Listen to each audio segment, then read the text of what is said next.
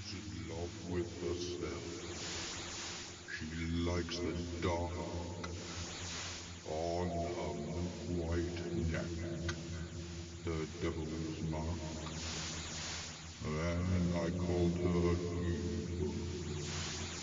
She just laughed and cast that spell on me. Boobage-craft. Roll the music. Now! First here, then there. Wake up your mind already. Death is close. I love Frequently, you have already lost.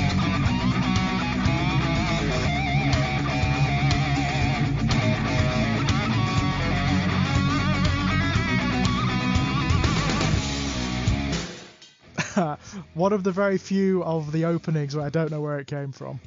That comes from Typo Negative's Black at Number 1. Right, yeah, that was because- an obscure one for me. Normally I'm sort of like, that's from Gormenghast, or that's from whatever, you know? I recently rediscovered Typo Negative. I haven't listened to them for a good couple of years. Mm-hmm. And if nobody knows who Typo Negative are, they're a New York Brooklyn band, or were a New York Brooklyn band, Mm-hmm. who kind of got caught up in the goth movement of the 90s. Right. So when it was at its height, really. Yeah. But what the reason that I love them so much is, I mean, great. Pete Steele was like 7'2" and had a voice like a falling mountain. But they were all in it for the laugh. Yeah. Every song they did, I mean, stuff like My Girlfriend's Girlfriend, it sounds like a goth song, but it's fucking hilarious. I mean, my girlfriend's girlfriend, she looks like you. It's just this really weird. I mean, that song there, Black Number 1, it's all about makeup. Mm-hmm. It's all about somebody putting on their makeup, but then looking outside and it's raining, so they don't want to go out because they don't want to ruin the makeup. And then you watch the video and you have the bassist, instead of playing a bass guitar, he's playing an upright bass guitar, but he's playing it like a bass guitar. Right, got you. Typo Negative are they're wonderfully silly. Pete Steele's a guy who he basically announced his own death twice. Right. For a laugh. And then unfortunately actually died about 10 years ago, I want to say. Maybe longer, actually, about 15 years ago. Mm-hmm. But I always loved them. I always thought they were just like this wonderfully silly band that did lots of really fun things, whilst also being incredibly musically talented. And I just recently found them again, like for the first time in about 4 or 5 years. Mm-hmm. I'm just going through October Rust and Bloody Kisses and just going, this stuff's awesome! It's legitimately great. So I was tired up between doing a Pete Steele song or the Lion King's Be Prepared. So I kind of Okay. I know that your powers of perception are as wet as a warthog's backside. Not all of which is Jeremy Irons, is it? Very little of it. Most of it's Jim Cummings. Most of it's Jim Cummings doing a really good impression of Jeremy Irons. It's the same for Hellfire in Hunchback of Notre Dame. Oh, is it not Tony J? No.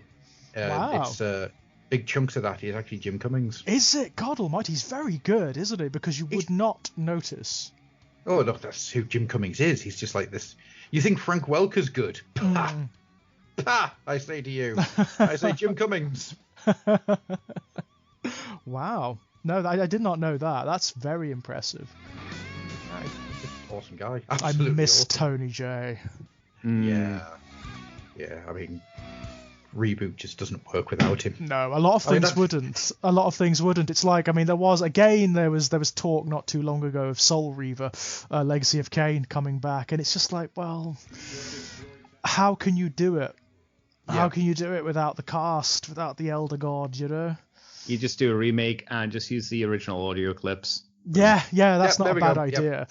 That's not a bad idea. I mean, I would desperately love to see a continuation after Defiance, because it sets up so much. It sets up so much, and then it just stops. Did you Oh, see yeah. the previews of what they were going to do? Because there was another Legacy of Kain game that came out, but it looked so different from anything that we'd seen before. It didn't look like it was even the same franchise. It was so different. I saw that weird kind of offshoot thing that someone was going to make at some point that had very little to do with the original mythology, other than the That fact that might it's have been it. kind of Did set it have in the a same blue universe. vampire in it? I can't remember. Cannot Okay. remember for the life of me. I mean, I've no doubt, given what was set up in Defiance, I've no doubt that there was intention of carrying that franchise on, because it feels like the beginning of the end, doesn't it? You know, it feels like the point at where all the stuff that's set up in Blood Omen, like way back at the very beginning, is actually coming. It's actually coming together at last. But no, it just stops. And instead, you got a battle royale game. Yeah. Yeah. Oh god. Oh yeah, it was gonna. I think it was gonna be called Legacy of Kain: Dead Son. Okay. That was the next one, and the one that you're talking about, Gruff, was called Nosgoth, which I played a bit of and was just very standard. It's like no. I bet nobody else remembers that existed. No, I did. I played it for a bit. Yeah, such a shame. Such a shame. I mean, You should play it on your Twitch, Andy. I don't think it's around anymore. no, I don't either. I don't think it lasted very long. No. It's shame because the writing in that game is great. In those games is generally pretty good. You know, the voice Wasn't acting. it the sales that killed Defiance? Probably. I mean, and the fact that it was also a terrible game didn't help. You know, the story. alright. The story's awesome. The characters are great. The actual, the story and mythology elements are great. The game is a ball ache. I would say the game it didn't change from Soul Reaver, or it did, but not a drastic amount. It was exactly enough. the same. I mean, the thing that I don't know, for the life of me, I will never understand why they did it. They took the decision in Defiance to switch to fixed camera angles. Yeah. And it screws the control system completely. I remember there's an early sequence when you first play as Raziel, and you've got to ascend up through the realm of the dead, whilst there's like this mist rising that kills you the instant it touches you, and you have to go back and do it again. And because of the way the controls alter whenever the camera changes, you find yourself just like flying off of the damn platforms in weird directions, even though you're holding the same direction on the control pad, you know? Yeah. It's like, It was a very old PlayStation game, but on the PlayStation 2 for some reason. Yeah. You know who should do it? They should give the license to Capcom, who did Devil May Cry 5, so you could have those crazy combo systems. That would be a great format. I mean, you could even get away with like a FromSoft style game, you know? In that universe, it would work really well. That could work, yeah. Like a Bloodbound style. like Bloodborne or Dark Souls. Yeah, that would be amazing. You could maybe give it to, who were the people that did Demon Souls, the new one for the PlayStation 5? Blue something. I can't quite remember the name of the company, but they did very well by all accounts. Yeah, granted they didn't really innovate the game, they just made it look pretty. I think they could pretty much do something similar with Legacy of Kain. I would hope. Instead of Square Enix just hanging on to the license, I assume, and doing nothing with it. Assuming they still do have it. I mean, I have no idea what they probably do. Yeah. I would imagine they probably do. Somewhere in the vaults, yeah. Yeah. Let's find out. Does Square... I mean, it would be wonderful. Is it the first thing that the came up? first thing, No, yeah. the first thing that came up was, does Square Enix suck? They have their moments. It's up and down. It is up and trouble down. thing. I mean, I loved Human Revolutions. I thought that was a great resurrection of Deus Ex. But it wasn't for me, but I thought it was a good game. I just didn't like the game personally. Yeah, I loved the themes that it played with. I thought the themes it played with were beautiful. Was the people who did the Demon Souls remake Blue Point Games? By any I think chance? so. Yeah. Well, guess who's working on a Legacy of Kain remake? Really? Yeah. Oh, I'll believe it when I see a trailer. Yeah. Oh, absolutely. Yeah. Absolutely. We'll How's see. that Thundercats live action movie? How's that He-Man live action movie? Oh, we'll see, won't we? How's that Hellraiser remake coming along? Yeah. How's that Eternal Champions complete redo going that I really want to do, involving toys, comics, and a game? All right, no, that was never a thing that was rumored. That was only a thing that you wanted to do. Yeah. That's why Sega got multiple emails from me to open discussions to see if they'd let me have it. Quite frankly, Adam, you don't want Sega as it currently stands making it. Well, no, but this was like 10 years ago when I was trying to get Sega to lease me the license. Even 10 years ago, you wouldn't want them making it. I was going to get them to make it. Yeah, get someone else to do it, definitely. My plan was that I get the license. I then give the license to Boss Fight Studios to make the toys, right? And then you get hold of IDW to get a comic out, right? See, this is not Fleetway then. Well, no, because Fleetway didn't exist anymore. Yeah. And then you make up an entire thing out the Eternal Champions. You reignite it, get everyone interested in it with great action figures, because Boss Fight make great action figures, and it wouldn't take a huge amount of work to get them Slash and all those characters made. And then you've reignited Eternal Champions as the true successor to the 2D beat 'em up genre. And then after all that, you go, Street Fighter. You go, Mortal Kombat. Because then you get the Eternal Champions movie, and then I'd be happy. And then I'd sit back with all the money I haven't made.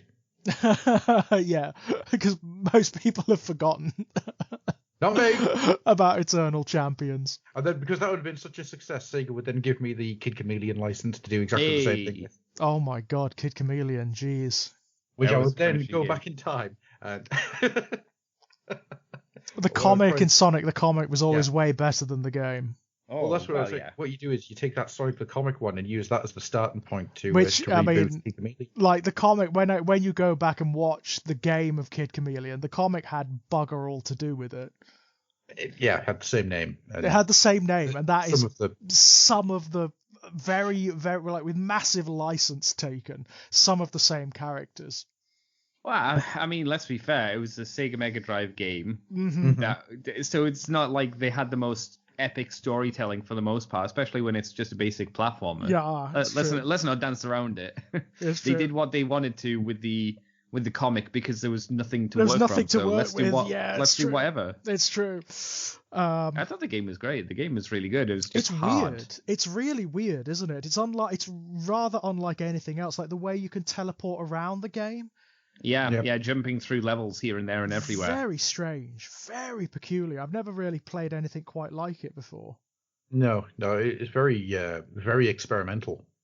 Yeah, when you look at stuff that came after it, like Alicia Dragoon and I don't know, Sink or Swim. Mm-hmm. Yeah, they seem so small compared to something like Kid Chameleon, which was quite early on in the Mega Drive's life. Yeah, it's really bizarre that the Mega Drive had all these weird things, and then it just kind of settled into a pattern. Yeah. Well, there were certain games that were just so successful. Like the Sonic games, obviously. Streets of Rage was massively successful. See, there's another one that I wanted the license to, but I knew that's well, really it's been done, hasn't it? There's the new one out now, which is Streets of Rage 4, which is great. Yeah, it's getting a DLC really as well good. for it soon. Really good. It is just the original game. Well, it's a different game, but it's mechanically the same game. Yeah. Loved it. I haven't played it yet, and I still really want to. It's really good. It's really good. I mean, it just feels like playing the games on the Mega Drive. Yeah. But better. You can actually do combos and stuff. You can do wall bounces and all that jazz. Mm-hmm. Better graphics, obviously, better sound. Oh, yeah. Yep. Andy, you've met Glenn, haven't you? Yes, he was at my stag do. Yes. Yeah. So when me and Glenn lived together years and years ago in our little student house, one of the first things we did was we bought an arcade machine of Streets of Rage. Yes, you do. And what we discovered was that Glenn, in Streets of Rage 2, can make combos happen.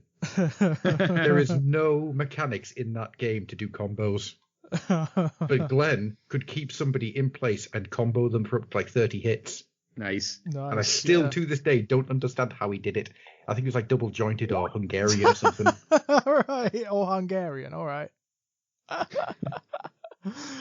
Oh man, the soundtrack to the original Streets of Rage is just so good, isn't it? It's so good. The intro music to Streets of Rage. Oh, Mhm. that might be the end of music, end of show music for this one. I like the second one with the not guitar, the wow, Yeah. wow, wow. That's the thing about the Mega Drive. It had such a distinct sound. Yeah. Not always. Like, you can only use 16 bits of music. So Right. They had to get creative as hell. And they did a lot of the Yeah. time. I mean, a lot of the games have just the most weird and interesting soundtracks to them. I mean, like Echo the Dolphin, that has all of this like synthy new age stuff that's really strange but very good.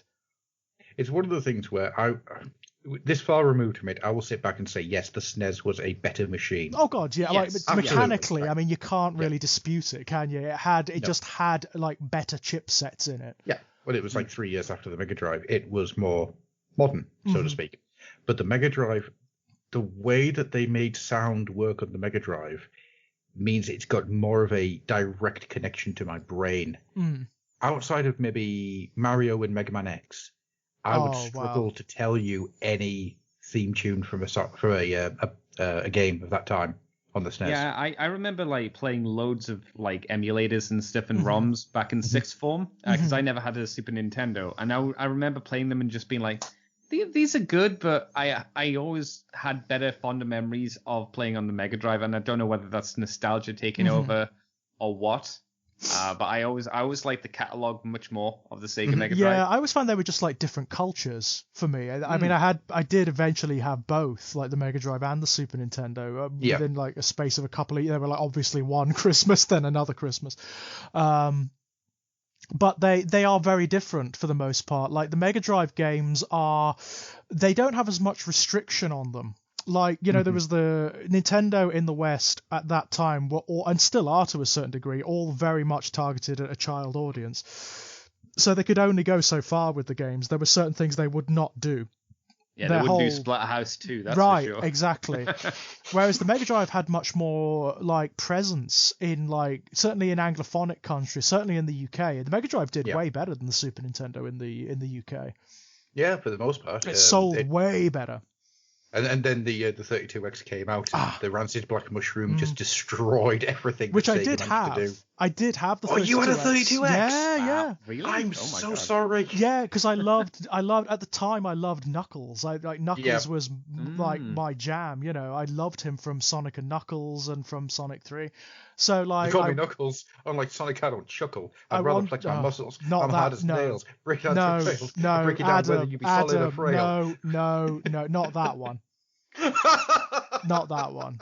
No. Like that scene from that Eminem movie, isn't it, where they all boo him? Yeah, not that one.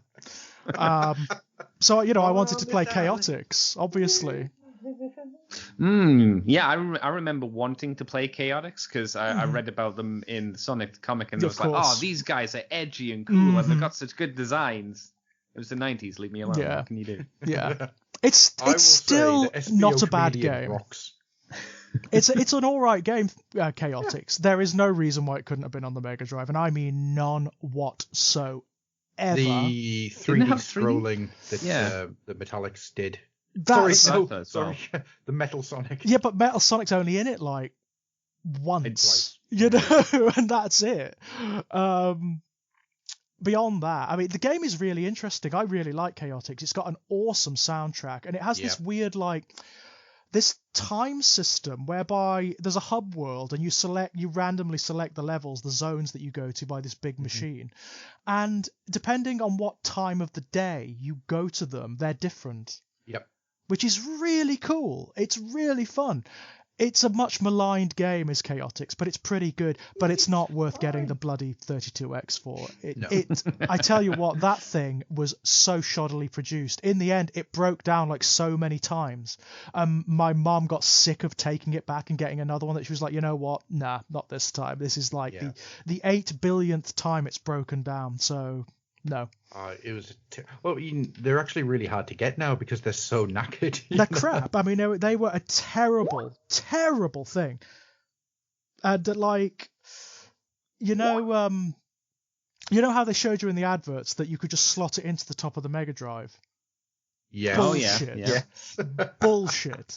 It came with these weird metal clamps that you had to like put over the lip of the cartridge slot and like connect to the insides of the Mega Drive. And it felt so wrong. Yes. It yeah, felt like you you felt were you were going like to break the damn thing. right. It felt like you were damaging it somehow. Did you ever try to put an EA game into it? No. It didn't fit. Oh, really? Yeah. God, Because that EA sucks. weren't officially licensed by Sega to do games, Right. which is Oh, why right. EA have that weird. You may remember they had like a black square with a yellow bit. Yes. Yeah, I always Yeah. wondered. I always thought that was a button or something. No, it was literally because they weren't allowed to use the Mega Drive cartridge. Wow. That's so weird. That's Yeah, so no, it's strange. absolutely bizarre. That is so bizarre, isn't it? That would be like the PlayStation, and then EA had to make a very slightly different CD-ROM. Right. Like it'd be thicker, or like it'd be a triangle or something. That Yeah. is very, very, very strange. Weird. Well, there indeed. was one. There was a company that was making PS1 games, like proper shovelware, Mm, right? But instead of being a disc, it was like almost like a business card. okay. So, and you put that in, and that's how you got your game. And they were literally nothing. Yeah, they Yeah. were nothing games. But it was. I remember seeing one. It was like a business card shaped disc with Right. the hole in the middle. And it was the Okey weirdest bloody dokey. thing. Okie dokie. I've never seen them before or since. Yeah, that is strange. That is really strange. But then again, like that, we're talking about the era when Sega were making loads of bad business decisions, like really bad decisions. Oh yeah, yeah. Like, you know, it's not too long after the 32X when they totally botched the launch of the Saturn in the West. Oh yeah, yeah. Absolutely screwed the pooch. Like, completely screwed it to the point whereby, like, massive chains here and in the US blacklisted them. Mm-hmm. Because they gave them the wrong information or because they just didn't factor them into the launch. Yeah. They released it like so many months early, so nobody knew what was going on. Nobody had time to do any promotion for it, and it was over £100 more expensive than the PlayStation. Yeah. It's like, wow. And also, I mean, in the West, to launch a Sega console without a Sonic game at launch. Yeah. Madness. What a bad decision that what was. they were trying to do is they were trying to move away from Sonic the mascot, and they were trying to get into sports games. They wanted sports games to be the mascot, which failed massively because the PS1 had, well, Lara Croft to start with. Yeah. The Tomb Raider games that kicked off. Actually, no, they started off with Crash Bandicoot. That was the first mascot of the PS1, and then they got Lara Croft. Yeah. Even though she was on like multiple different platforms. Mm-hmm. But she was positively associated with the PlayStation, wasn't massively she? So, yeah. And they kind of went from strength to strength, whilst Sega were just trying to pick themselves up this entire time, trying to work out what the hell the Saturn was meant to be. It's a shame because, don't get me wrong, the Saturn is actually a fairly decent system. There's some really lovely games on it that are just forgotten these days, like Nights into Dreams. Guardian Heroes, Nights into Dreams is a gorgeous game. It's so unlike anything else. There's nothing like Knights. I can't think of where it fits or like what place it fits into in video game history, but it's really pretty. It's really beautiful. Panzer Dragoon Saga later in its life is a forgotten gem, a total forgotten gem. Agreed. It's just that, again, one of the wackier decisions for the Saturn, it came packaged with its own bespoke programming language. So any like external companies, any third-party companies who wanted to make games for it had to license the language from Sega before they could even develop the games. So and like they went too far the other way with the Dreamcast. what? Like what? That's such a bad decision. Such a bad decision. Do you know what other company has a tendency of making bad decisions in the past, in the late 90s, early 2000s? Yeah. That's a good segue. Well done. Oh, you're welcome. You're very welcome. That was a very smooth segue there. Well, it would have been even smoother if you stopped drawing attention to I it. know. I was just about to say, I just thought I'd make it even smoother by explaining it. Bastards. So, there's been some stuff happening that might be worth having a chat. Yeah.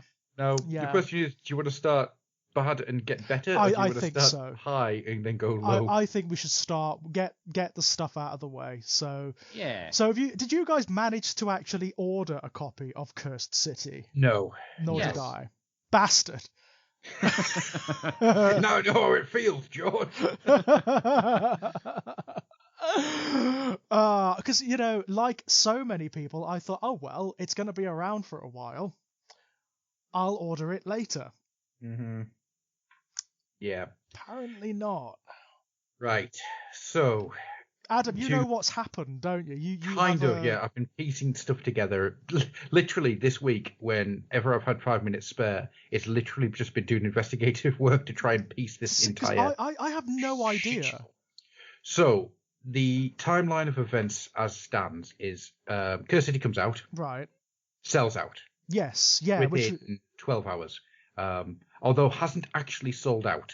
Okay. So some Games Workshop still have it in. Mm-hmm. My local doesn't, because when everything reopened on Monday, that sold out within an hour. Okay. How many copies did they get in your local? 4. Oh, yeah, okay, yeah, there's no chance. No, absolutely not. That yeah.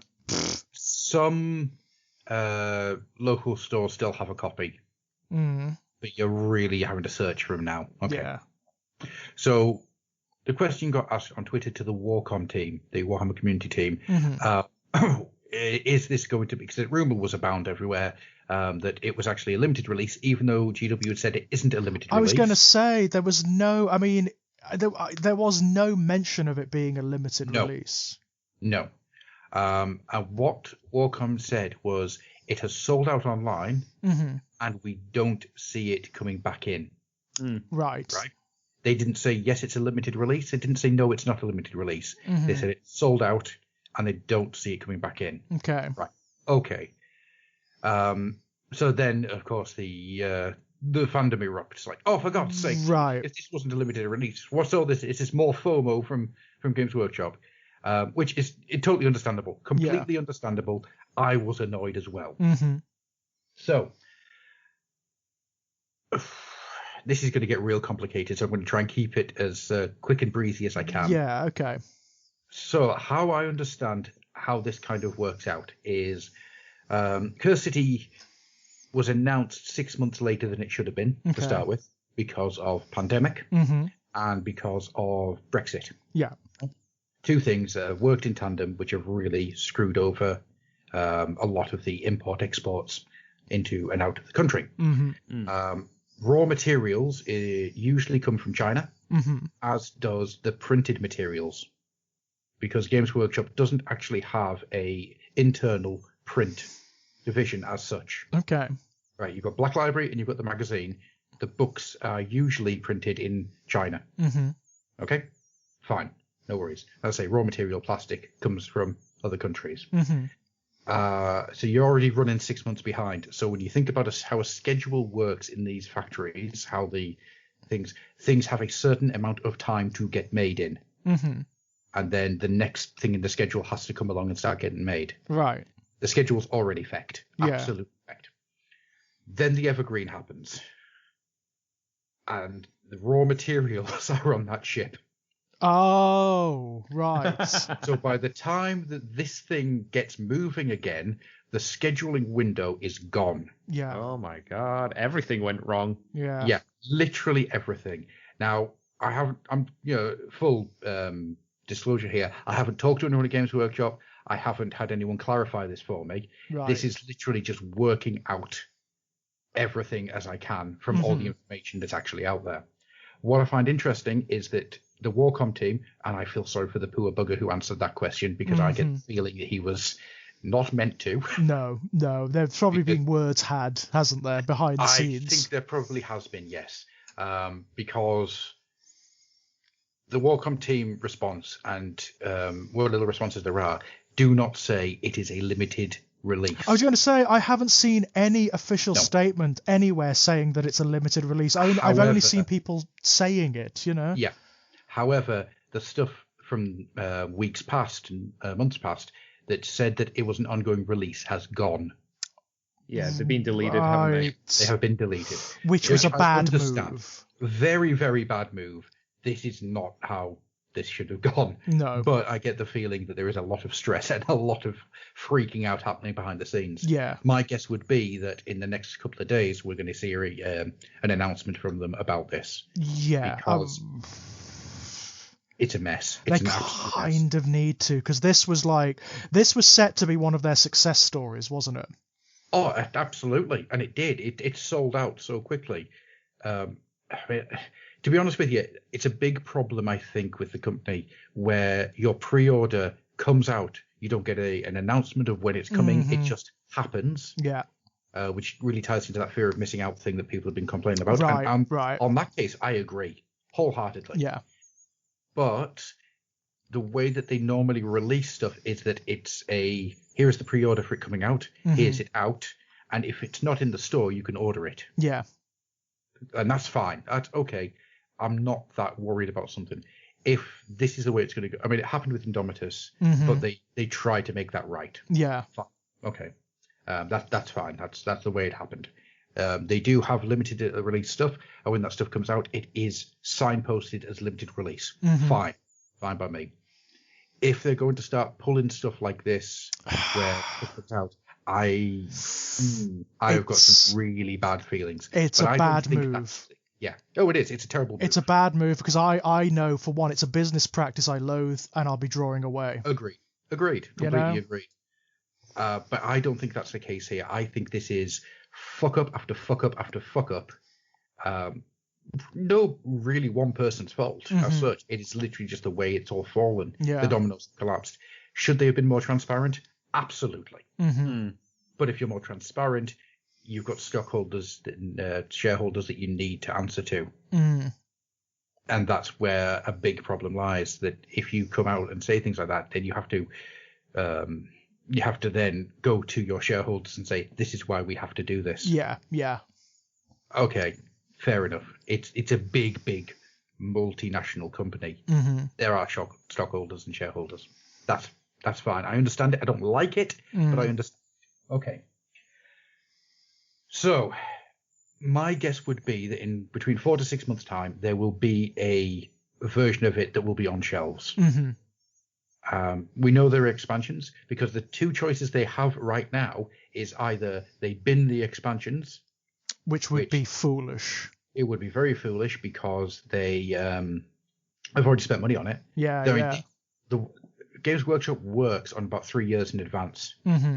Everything that you are seeing now started work 3 years ago. Yeah, and they've cultivated demand for the game as well. I mean, that's why people are so angry, I imagine, because it really was something people were going nuts over. But it also, that pre-order far outstripped what they thought it was going to be. Yeah. Because it wasn't just Games Workshop people buying it. This is a really interesting breakdown as far as I can see it. So what you have is board game people, right? People, where there is an overlap. Yeah, that's fine. You have old Warhammer Quest people, right? Brilliant. So overlap there again, obviously. You've got people who have been buying things like Gloomhaven and things like that. Yes, once again, overlap. So you've got this breakdown of people who they're not all current Games Workshop customers. It's the majority of it is maybe about 75% of people who bought it are current Games Workshop customers. A lot of people are either people from outside of the direct community or people who were in the community and come back in. Right. So these are big numbers of people who've been buying things. But then you've also got people who are scalping the shit out of it. That's something. I mean, that's an entirely other thing, isn't it? Like, these businesses, they're aware that this is happening now. They need to do something about this entire culture. It's not that difficult to actually create a program that stops bots from buying up all the copies of whatever you're producing. Exactly. The fact that GW does not have a limit on pre-orders. Yeah, it's ridiculous.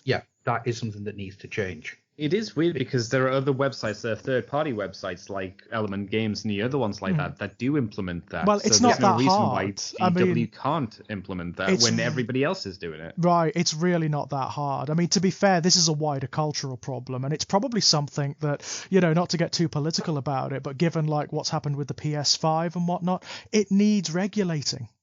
Agreed. There need to be laws applied to the use of bots for the purposes of scalping, A simple little program that registers your address. Mm-hmm. Have you made a pre-order to this address for this item before? Yes, you have. You cannot do it again. We have already made a pre-order. This isn't difficult. Right. He says, knowing that he can't actually do it. But, for a big business, this is not a difficult thing to do. No. And it needs to now happen. Yeah. Because this, I think, is going to be... This is the goodwill creaking on the edge of a cliff. Yeah, there's... the goodwill that they've built up over the last few years.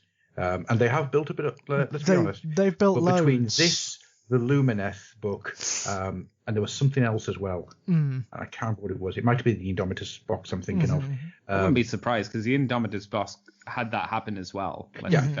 Between all the big ones have. Yeah, I'm sure there's something else as well, but I can't quite remember now. Maybe Sisters of Battle? Possible. That box set that came out, the preview box set from however long ago. There was something else that came out and it got messed up and we talked about in the show, but I can't remember what it is now. I did remember earlier, but I can't remember now because that's my brain. All that goodwill that they have built up over the last few years of not being old Games Workshop, of being new Games Workshop, that goodwill is going to fade. That goodwill is going to collapse on itself if they do not use this as a learning experience. That's it. And I don't want to slide back into old Games Workshop because that old Games Workshop, the bad old days, is the entire reason that it killed my love of it. Exactly, originally. Yeah. I mean, like, the transition to new Games Workshop is why the Fluffenhammer exists. Exactly, yeah. And I think that if they're going to slide back into bad old practices, which I don't think is the case, I think this is literally, these are mistakes. Yeah, I'm more inclined to think they're mistakes than they are, like, corporate calisthenics or whatever, It's not like Kilby... doing his weird bloody choices and decisions that brought Games Workshop to those bad old days. The sort of like pay to win systems and that kind of thing. Let's push the big old, the big expensive kits and let's like neuter any of the armies we don't want to sell at the moment. Yeah. I don't want to see that happening again, and I don't think it will because I think these are literally a mixture of mistakes, mismanagement, and outside forces that have no control. I mean, that's a big thing as well. You do need to look at like the external forces. I mean, not to emphasize it too much, but Brexit has fucked over so much of the UK. I hope you're not trying to buy seeds in Northern Ireland. Right. Yeah. And I don't think most people are even aware of just how deep it goes, to be perfectly honest. Businesses don't try exporting candles. Right. You can't. Businesses still don't know what is happening. They still don't know like what is going on. Because there's been no communication from government, there's clearly no plan,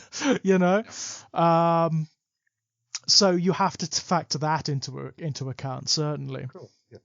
Export-import is a big thing. As much as Games Workshop's designers and the majority of GW's design and creation team, the manufacturing part of it, is in the UK. But we don't have a huge amount of plastic that gets made in this country. It needs to be imported. Paper gets imported. With everything that's taken place, imports are problematic and slow, and there has been other stuff on top of that, the pandemic and Evergreen, wonderful stuff.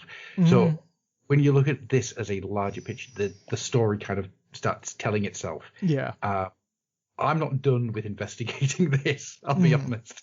Because I think there's still stuff in here to find, but that's how I understand how it's all fallen now. And it is problematic. Yeah. It absolutely is problematic because for something that is 3 years in the making, and something like this is probably longer than this, I can imagine that Curse City started life way back when Blackstone Fortress first came out. Yeah. I imagine that got released and they instantly went to the next thing. Yeah, it's what it represents as well that's problematic. Because, of course, Curse City represents a turning point for AOS as well. This is kind of the lead up to Third Ed, isn't it? Yeah, absolutely. And the problem is that with this, the lead up to Third Ed is going to have a really bad taste in the mouth. It's going to have like they're going to have to work now to try and ameliorate that to some degree. Which is, I think that they knew this was coming in some way, or at least had a hankering that this was coming, because they started releasing that I can't remember what they call it now, the new model Mondays. Yeah, all of this kind of stuff that they're releasing, and they're showing you things that are coming down the line. Yeah. And I think that that's been oh God, if this goes wrong, we need something to fall back on. Yes, yeah, and don't get me wrong, some of the stuff that's coming out looks great. I mean, We'll get to that. Yeah, don't worry. Yeah, of course. Because there's two things I want to talk about. One of them I'm just going to get real silly about. Okay. But we'll get to them shortly. But yeah, so that's where we're at. That's how I understand it. That's why my brain this week is now creaking under the strain as I try to piece this all together. I mean, don't get me wrong, I would like a boxed set of Curse City, and if the chance comes up again, I'm not going to buy it from like scalpers or anything like that. Absolutely not. I would, cut off my hand first, quite frankly. Then you get a nice shiny hook. Right. Or a nice sort of Terminator synthetic or something. But if it's possible to buy it from Games Workshop at some point again, then yeah, I will buy it. All things, all circumstances allowing, depending on how they handle the situation from this point on. Yeah, it needs to now. They have to take this as a learning opportunity. Yeah. This has to be now seen as right. We can't continue down this route, because if we continue down this route, we're going to start seeing a huge drop-off of interaction and engagement with people. That's what they don't want at the moment. That would be death for the company. Yeah, because they've managed to get themselves into a position where people enjoy the engagement. People enjoy it. The way that they interact with people. The Warcom team, the hobby stream on a Friday. This is stuff that people really, really enjoy. And if you get yourself into the position, I didn't watch the hobby stream on Friday. I wanted to, just didn't have the time. Yeah, because I wanted to see how people were reacting to it. Yeah, and I still don't actually know. I just haven't had the chance to look at it. Spoiler alert: everything went wrong this week. So yeah, it's well, I say everything went wrong. One thing went right, then everything else went wrong.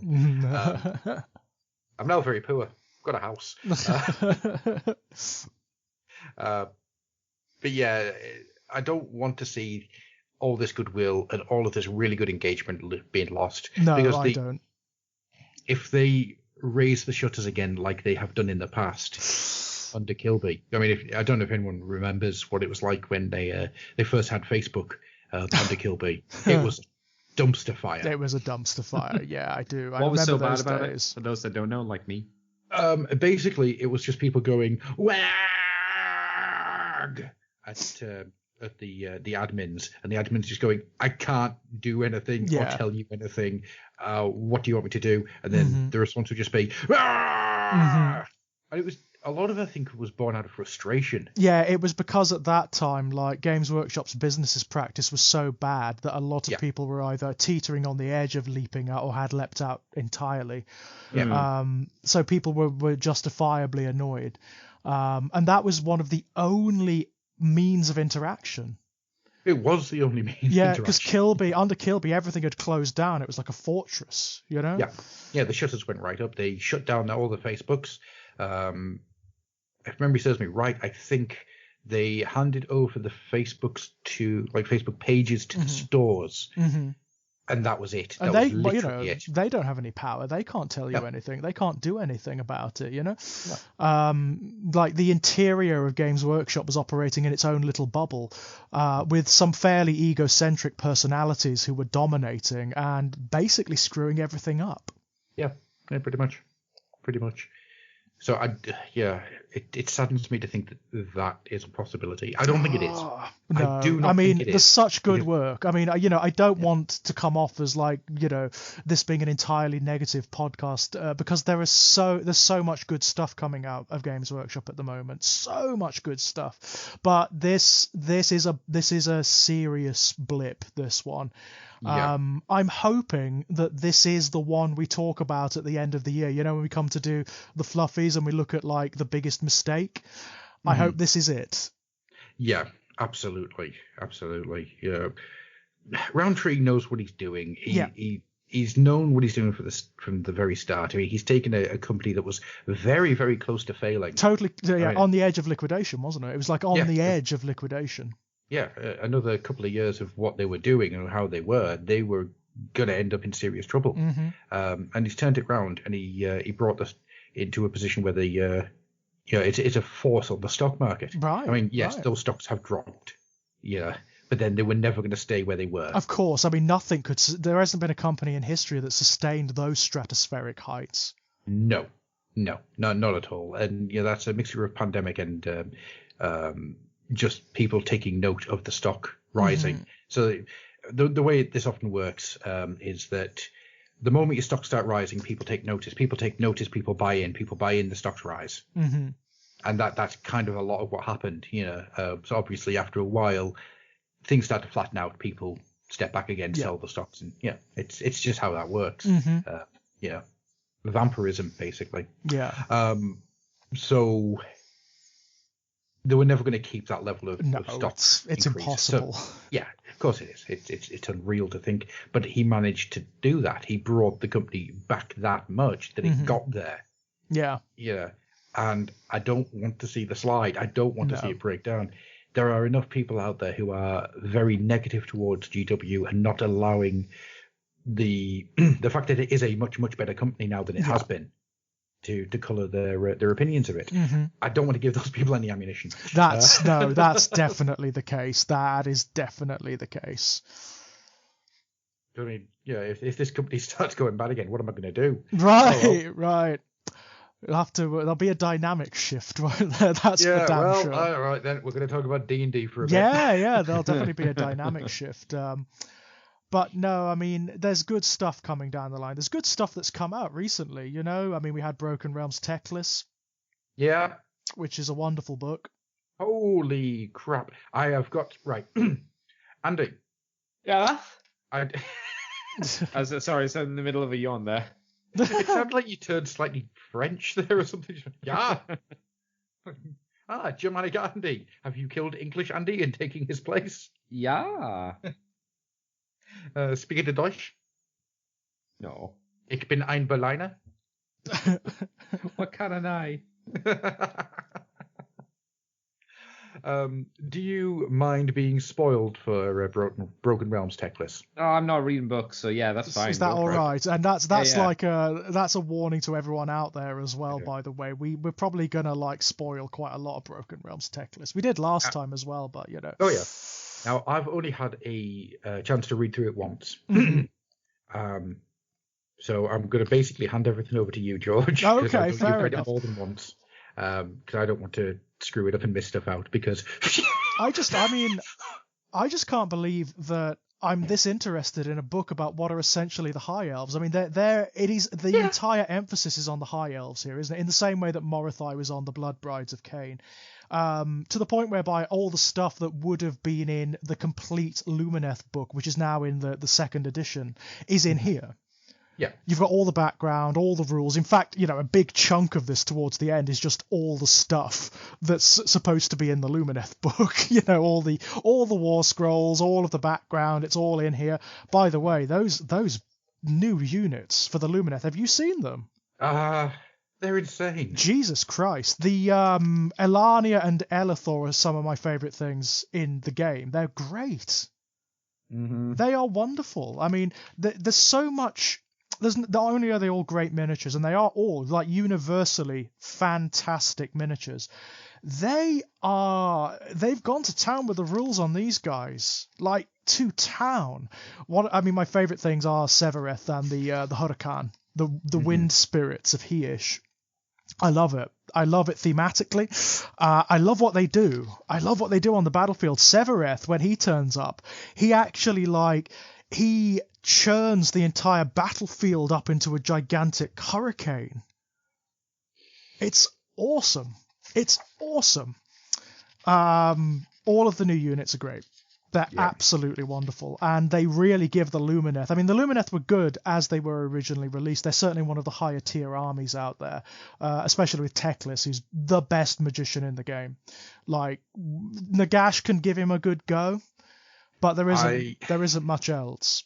I've got a theory about who Teclis actually is. Yeah, I know. No, just stick with me on this one. I have an alternate theory. Oh, okay.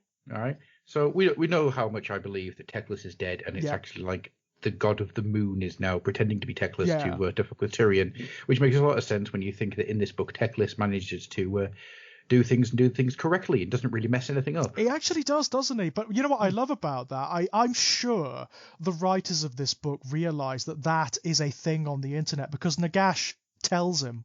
Yep. And in the final encounter, when you've got this big godly confrontation between it's not just Nagash and Teclis. It's what I love about this book is they've made it far more than that. This is not just a clash between rival gods. It's a clash between contradictory forces within the mortal realms. So the battle between Nagash and Teclis is as abstract as it is physical.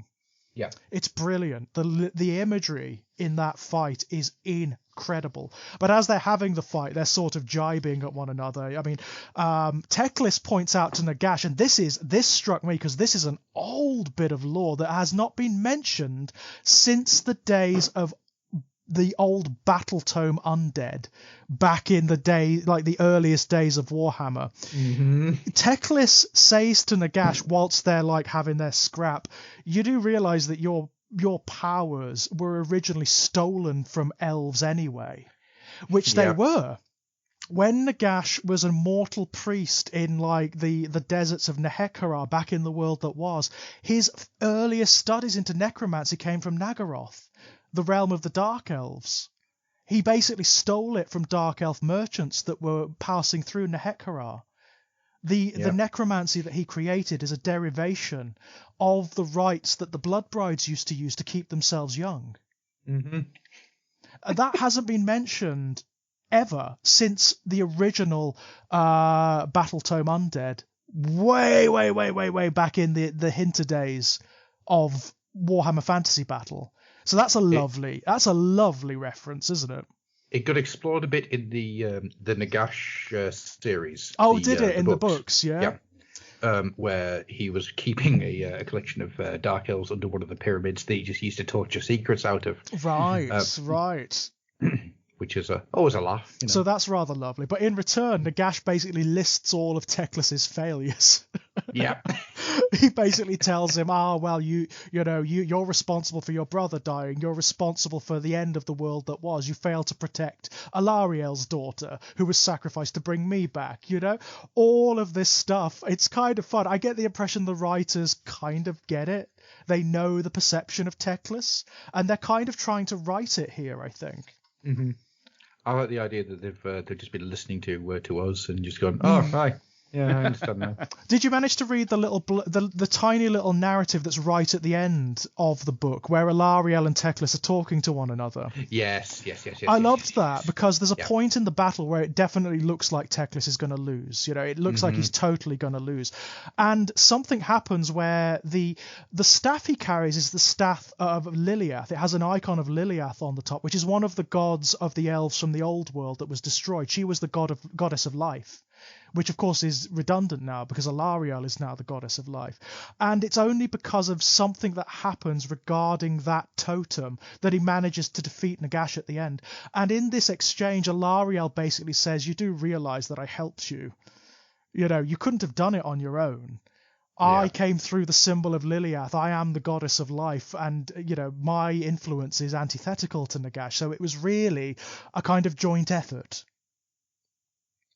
I love that. I love the fact that Alariel had something kind of active to do. Yeah, it's nice to see her because she's kind of disappeared into the background a lot. But it does seem as though she's going to be more active from now on. She's in this book a lot. Yeah. She's in this book a hell of a lot, and she actually does some work, doesn't she? I mean, there's a point where she's fighting off the hordes of Manfred, because what Nagash is doing is essentially launching it's an all-out assault, isn't it, on all of the realms. He sent his Mortarks into various different realms, and what he's trying to do is create little versions of the Sheesh Nadir, which all link back to the one in Sheesh, and what their purpose is to drain vitality from the realms, to make them essentially little fiefdoms of Sheesh, little realms of the undead. And it's Manfred who's sent to deal with the realm of life, isn't it? And Alarielle basically stirs, and she does fight off. I think there's a point where she fights off like 3 zombie dragons like at once. It's kind of cool, you know? Because, it's sometimes it's just what you have to do. That's what you have to do. What I like about that as well, there is something being set up. There's a narrative being set up here for the Soul Blight. Because Manfred, it keeps saying Manfred intends to lose. He's up to something. He's up to something quite significant. It doesn't tell you what it is. It doesn't tell you what it is. But he's up to something. And I like that. I think I know. You think you know? Ooh, what's he doing? What's he up to? So, I'm not going to give too much away here, because I'm currently reading the Cursed City book. Right, okie doke. I've just started that as well myself. Oh, it's not bad. It doesn't, at the moment, I'm still quite early, and it doesn't feel like the Indomitus book which was just to push a product. It's kind of It actually perfunctory, feels like a book that's been written. Well, have you got to the point yet where it becomes a murder mystery? No, I've got to the point where the dude's being chased out of the bar and being helped by a lady who says, I was part of the houses. So, like I say, very, very, very early. Very, very early on. Okay. No, I'm not actually going to get into details on it because I think that book needs to. I don't want to spoil it for Andy. There's nothing that comes out and says exactly this is a thing that is happening, but there are characters involved in Cursed City that are going to, I think, be around for a while in the greater AOS storyline. Right, interesting. Very, very if interesting. If not them themselves, then their actions. And that's what I'm going to leave it as.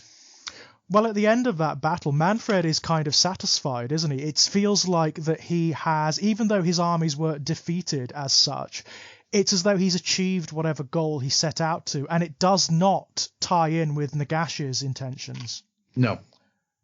Which is fascinating. Fascinating stuff. I mean, this is that one thing I loved in this section was like the influence of the Nurgle armies as well, because of course you've got a massive Nurgle presence in Giran, the Realm of Life. So Horticulus Slimax turns up, which is great. That's always fun. I'm so happy. Roticus Rainfather also turns up. That's always a lot of fun. Did you notice all the stuff about the Flesh Eater courts? Yeah, no, that was interesting. That made me really happy. Yeah, that was really, really bizarre, wasn't it? So there is like influence from the Flesh Eater courts underneath. They actually ally with the Ossiarch Bone Reapers in Heish, don't they? Yep. But unfortunately, it doesn't quite work out for them because the Ossiarch make a mistake. They essentially make a grand mistake in that they rely upon the bones of their enemies to replenish themselves. But the Lumineth know this. So they start burning their dead. So they can't harvest the bones and keep inflicting the same casualties on them. So essentially the Ossiarchs start raiding the bone stores of their allies. And that doesn't sustain them for very long. So they actually start demanding tithes from the ghouls themselves. And that doesn't work out very well. And eventually they come to blows. Eventually they do come to blows. The ghouls need the bones for marrow. That's right. I want to see that done in fiction. So, like they come over and start saying, "We want your bones of your dead," and the delusion, the madness of the Flesh Eater courts kicking out, and it's just like, "We want your children." Yeah, I mean it's essentially that, isn't it? And of course the leader of the Ossiarchs, who is one of their great war leaders, not Katakos, he's still busy at the moment. He's probably still repairing himself after Archaon stuck his sword through his chest. He's busy being defeated. It's Yeah, like of course, washing of course. chest But he and- gets his head bitten off by the Ghoul King, doesn't he? Yes. Which is kind of fun. And as a result of that, of course, the entire undead line falls apart in Heish. And that's when the Lumineth start to push back really hard against the Ossiarchs. And that's when Archon the Black and one of his old rivals actually come to blows. Because, of course, he actually destroyed... what's his name? The Lumineth of Light? It's gone out of my head. I can't remember his name. The guy who's just all armor, essentially. Yeah, the spirit of... It's Eltharion, isn't it? That's the one. It's thank you. Eltharion, yeah. Eltharion... The only name I had there was Eldred. Right. No, he's an Eldar. Eltharion was killed in the end times by Archon the Black when he was trying to prevent the resurrection of Nagash. He actually cast Hand of Dust on him and turned him into dust. So this is a fight that's been long in coming. This is a little bit of retribution here. And Eltharion kills Archon the Black comprehensively. Archon the Black has been around since forever. Well, Archon was the first mercenary that joined Nagash's rebellion back when Nagash still had skin. He is one of Nagash's oldest allies. He's one of the oldest undead characters. He actually had a model back in like the earliest days of Fantasy Battle. He's comprehensively gone, it seems. I mean, the book takes great pains to point out that he's thrown over the edge of the Heish Nadir into the nothingness that exists between the realms. He explodes, like his body explodes and his soul is destroyed. So it looks like this is the end of Archon. Yeah, he's gone. He's literally gone. It's insane. Yeah, I mean, surprising. Really surprising, considering he's still got a big, lovely model out there. Well, I mean, there's nothing stopping you from playing your army before his death, Of course. Yeah. I mean, and there are little suggestions here, I think, of how undead are going to manifest in the aftermath of the Broken Realms. They're going to be much more factionalized, aren't they? So the Ossiarch are going to be their own things. The Nighthaunt are going to be their own things. The Soulblight are going to be their own things. And they're all going to have their own particular characters and so on and so forth. Like in this book, Archon is positively identified with the Ossiarch. Yes, he is. He's been leading the Ossiarch for quite some time now. The portrayal of Nagash, because in the wake of Archon's failure, Nagash emerges from the realm gate that links Sheesh and Heish, and the way it describes it is beautiful, isn't it? It's really amazing. Like, his presence is enough to distort the realms around him. And what he starts doing is he starts leeching energy from one of the living mountains of Heish. He starts killing the mountain. It's just so cool. As a result of that, he's like swelling bigger and bigger and bigger, and the realm is dying around him. It's pretty cool, isn't it? I mean, it's apocalyptic stuff. Yeah. It really is. This is like, for me, so cinematic. Like, this is the first time where you get the sense of these characters as gods. Like, the miniatures you play on the table, the way they manifest is their physical incarnation. But that's not what they are. No. They're gods. They are elemental forces. And the way Nagash is portrayed in this book, and Teclis for that matter, that's the impression you get of them. The fight between Nagash and Teclis is absolutely epic. It's beautiful. There's actually some wonderful imagery in it. So I love when Nagash launches his psychic assault upon Teclis and fills his head with all of the myriad ways that he could potentially die at Nagash's hands. And it's brilliant. There's so much inventive sadism going on there. And it's only through the intervention of Alariel that Teclis ultimately wins out. But even then, there's something going on, isn't there? Because he actually hatches this weird plot with Selenar, the moon presence. And at one point, it looks like Nagash has defeated Selenar. and sent it whittling away to the moon. That doesn't seem to be the case. No, because Selenar cannot be trusted. I'm telling you that right now. There's something weird going on there. There is something Yeah. very strange set up there. Imagine, if you will, right? At some point, Selenar takes off his little face mask, right? And behind it is a goblin, because he's actually the Bad Moon. I mean, in the end, what ultimately destroys Nagash's physical form is the Ametrica mountain, isn't it? It's the spirit of the mountain that he's trying to consume and corrupt. It actually comes along and smashes him with its hammer. And the book makes a point of saying, like, Nagash can't die. He can't be destroyed. But this is going to put him on the back foot for a long time. Yeah, for one thing, Teclis destroys his books. Yeah. This is like, That's a big thing. This is a big thing. The books of Nagash, the 9 books of Nagash, have always been like, there are certain items associated with Nagash that are essentially his Horcruxes. Yeah. They've always allowed him to come back to life if they've survived. So his crown is a big one, his hand is one, and also the 9 books of Nagash. Teclis destroys them. He destroys them utterly, and Nagash knows what it means because he screams, doesn't he? Yes. There's this great moment where he screams and it kind of shakes the entire realms, you know? It's like a mortal wound being done to him. I really want to see someone break into Nagash's and... Sorry, I mispronounced that really weirdly there. So I started saying it and then just lost heart in the word. Nagash's Nagash's je suis de Nagash's I want somebody to break into it. By somebody, I mean Scragrot the Loon King, to break into it and steal his crown. Because I think it'd be really interesting if they broke up all of Nagash's stuff. So Scragrot gets the crown, somebody else gets the staff, the books have been destroyed, and they will probably reform over time somewhere. And I think it'd be really interesting to just have Nagash very reduced with all of the elements of his power scattered through the mortal realms. I would really love them to see them do that, to be honest. I would really love them to see them release a new model, which is like Nagash broken. Yeah. Like he can't quite pull himself together anymore. He's almost like a fleeting spirit now.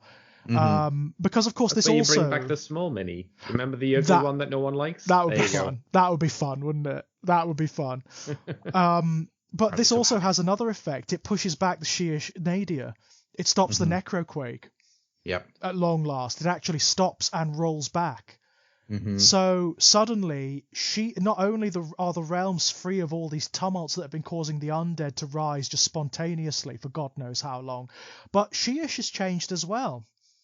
Yeah. Like Sheesh becomes what it was meant to be. It's broken. Yeah. It's like the realms of undeath, the afterlives are going to start coming back now, rather than being consumed by Nagash and the Nadir. So I mean, I don't know what we're going to see from this point on for Sheesh. How's it going to manifest? Because its god is gone. Oh, hello. Hello. Oh, I think we've lost Adam. Adam go. We lost Adam. Oh no! Oh no. Oh well. Anyway, so yeah, it's. Here's a question: do you think this leaves the realm open to chaos invasion? But it's funny you should say that, Andy, because there is a brilliant line in this book where Teclis is at the beginning of the book. Teclis is essentially flexing. He's trying to say to Nagash, "Look, you need to stop this. All right." You are unbalancing everything. And Nagash is like, I'm Nagash and I am the ultimate end of all things and everything must die but me because that's the way of things, blah, blah, blah, blah, blah. So Teclis is like, all right, it's on your own head be it. So Teclis and the Lumineth invade parts of Sheesh to show him a lesson, effectively. And during this act of desecration, do you know Vokmortian? No, who is that? Vokmortian is the little visionary guy from the Ossiarch Bone Reapers. You know, the one with the coffin on his back and the face of Nagash in his chest? Oh, yeah. He is at one of the sites where Teclis assaults, and he actually talks to Teclis as it's happening, and he has this really weird moment of insight where he actually calls him, he says, God of Light, stop. Stop. And he says, you don't understand what you're doing. If this carries on, if the gods continue to war amongst themselves, you open the gateway to chaos. Yeah. And that's really fascinating. That's coming from one of the servants of Nagash, who seems to have a bit of sense about him, you know? Yeah, he's not just completely under the control of Nagash. No, he seems to understand what the metaphysics of the realms means. Because wasn't always the concept that it was only for the most part the Mortarks that had individuality and sense to them, and maybe a few others? I think initially that was going to be the case, but then the Ossiarchs came along, and of course they don't have free will as such, but they certainly have personality.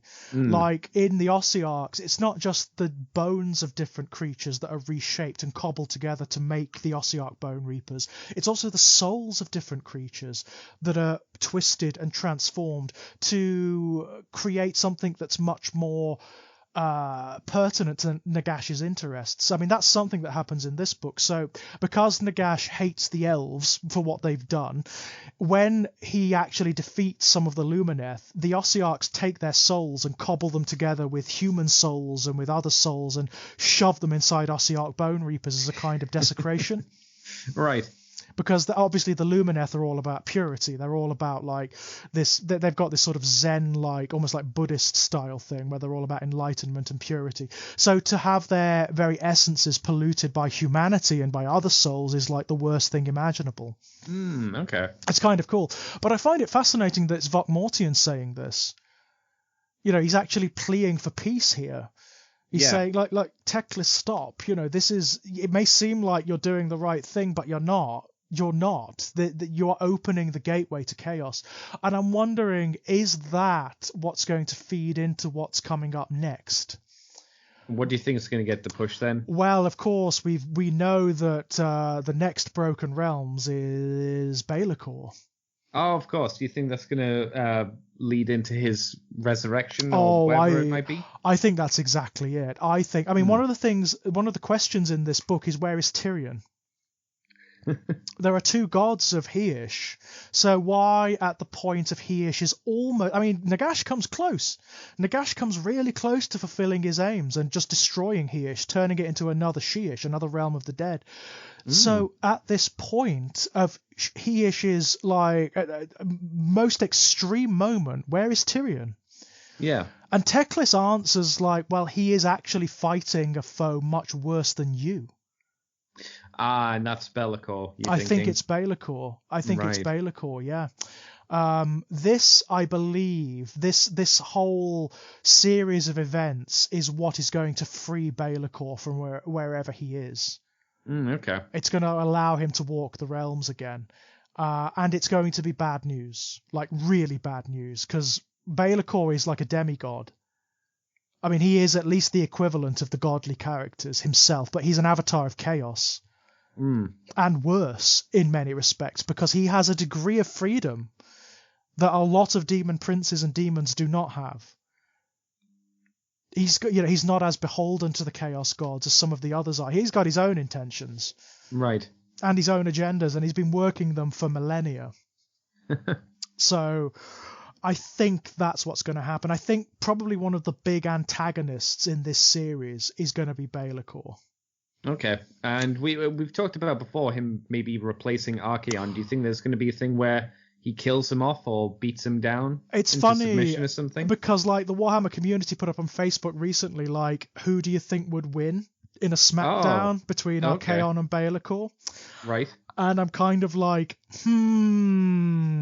think what we're going to see in Broken Realms Baelacor is Baelacor having a fight with Archaon. I think it's going to be like Nagash. It seems to be the theme that they're going for with the Broken Realms books is they're trying to topple some of the established characters and bring others into the foreground. Right. So in Morathai, obviously, Morathai, who had been kind of shunted into the background a little bit for the longest time, suddenly has her ascendance. Slaanesh, who had been sort of on the back foot for a while, being imprisoned in Ulgish, suddenly has his resurrection or rebirth. In Teclis, Nagash, the ultimate god of the dead, who's been the big antagonist in AOS since like the advent of 2.0, Yeah. suddenly toppled, suddenly is not the Grand High Lord of the Undead anymore. And Teclis, of course, brought a bit more into the foreground, which is kind of fun. And Alariel as well. Alariel is in this book a lot. Which is really interesting. There's also a massive emphasis on the vampires in this book, of course. Yeah, I mean, that just makes sense, doesn't it?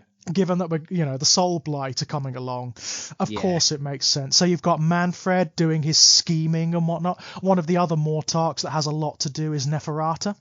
Of course, yes. I mean, one of the other things that happens in this book, which is very naughty, is that Manfred uses Neferata's defeat in Sharmon, the realm of metal. She's summarily defeated on Sharmon. He uses that to actually push into her realms. He actually starts invading New Lamia and taking it over for himself. And I think that's what the dynamic of the Soul Blight is going to be. It's going to be like a political thing between the vampire bloodlines. It's going to be them collaborating, them warring against one another, all of the different alliances and enmities that have built up over the decades and centuries. I think that's what it's going to be. Wow. It sounds all right. Doesn't sound too bad. It's kind of cool, isn't it? It is kind of cool. Do you think all this will feed into what people are perceiving the next 3.0 game to be? I think so. I mean, we've got other things happening as well, haven't we? So after Baelacor, we've got Croak. Lord Croak. Yes.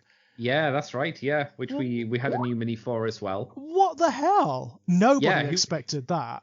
No, I'm sure there's one particular listener who's incredibly happy. Oh, absolutely. And I could not be happier for him. I'm ecstatic because it does feel like, along with the Diachasm Lizardmen box set, or Seraphon, if you like. Yeah, the little warband thing. Yeah. It feels like they're going to get a big shot in the arm very soon, doesn't it? I mean, they need it. Of course. I mean, there's still quite a few of other forces that either need actual representation, like the Dark Elves. No, of course. Who've only got the one. Did that Warcry set ever come out? I'm not sure. I'm not sure whether it's out. But you know what? I've got a funny feeling that they are going to be what occurs maybe at the end of Broken Realms. I think we're going to get a Broken Realms Malarion. Oh, okay. I really do. There are lots of suggestions throughout Broken Realms Morathai, and a few throughout this one as well, where it seems to be suggesting that Malarion is stirring. Where do you think that would happen, though? And when I say that, I say this because we, as far as I know, we haven't had any hints towards there being an army release. And it seems like you can't really do a Malarion release without putting his army out. That's right, the Umbraneth, as we know they're called now. I think it's going to be towards the end. I think it's going to be towards the end of Broken Realms. I think we're going to see definite suggestion of it, or even complete approbation of it in Baelacor. Because Baelacor is himself known as the Shadow Master, and we know from his background that he has had dealings with Malarion before. They don't like one another. He regards Malarion as an upstart. He is the true lord of Ulgu, the realm of shadows. So I get the impression that one of the things Baelacor does in Broken Realms Baelacor, as well as perhaps taking it to Archaon, I think there's going to be an invasion of Ulgu. Okay, and when you say the end of the Broken Realms, what do you think that means? Like, when will that happen? I think it's going to be the end of the book series, and I imagine it's going to be towards the end of this year, towards when we see the beginning of 3.0. Right. Okay, I get you. That would be my guess. 3.0. So you're thinking that, I don't know. Let's say Christmas maybe for the Ulgu release, and then sometime next year, like maybe this time next year, for the 3.0. Is what you're predicting. I think that's quite likely. Yeah. Okay. And I mean, who knows? At this point, it's hard to say. Oh, but of course. Yeah, this is just guessing and whatnot. It is just a bit of a guess. But they've spoken about Malarion too much recently. Right. And of course, we have had the Diachasm box set, which shows you what the aesthetics and the style of the Umbraneth is going to be. Mm-hmm. And Olgu seems to be like a linchpin. It has featured so much in all of these stories, but has not had anything direct to do. So I mean, even like, the child of Slaanesh has come to rest in Ulgu. So clearly there's going to be something happening around there. There's definitely going to be something happening in that regard. And they can't keep talking about Malarion without doing a miniature for him. No, it'd be odd. I mean, I'm sure a load of people want to, at the very least, if you're not collecting, maybe you're collecting the god characters. Right. I mean, and again, it's an excuse for a lovely, big, expensive kit. Oh, definitely, yeah. I mean, he looks. We've seen pictures of him. We've seen not of the miniature, obviously, but like artwork of him, and he looks like he's got like the upper torso of Malekith, the old son of Morathai, who was the Lord of the Dark Elves back in Fantasy Battle, and like the lower torso of the dragon. When you say the upper torso, is this with the armor on and the silly hair? With the armor on and the silly hat and the horns and everything. Yeah, he looks a bit like a dragon ogre. He's got that feeling about him. But he hasn't been active yet in the realms. The most active thing he's done is he collaborated in the imprisonment of Slaanesh with the other elven gods. Yeah. And that's been it. That's pretty much been it. He's been basically asleep for the entire time.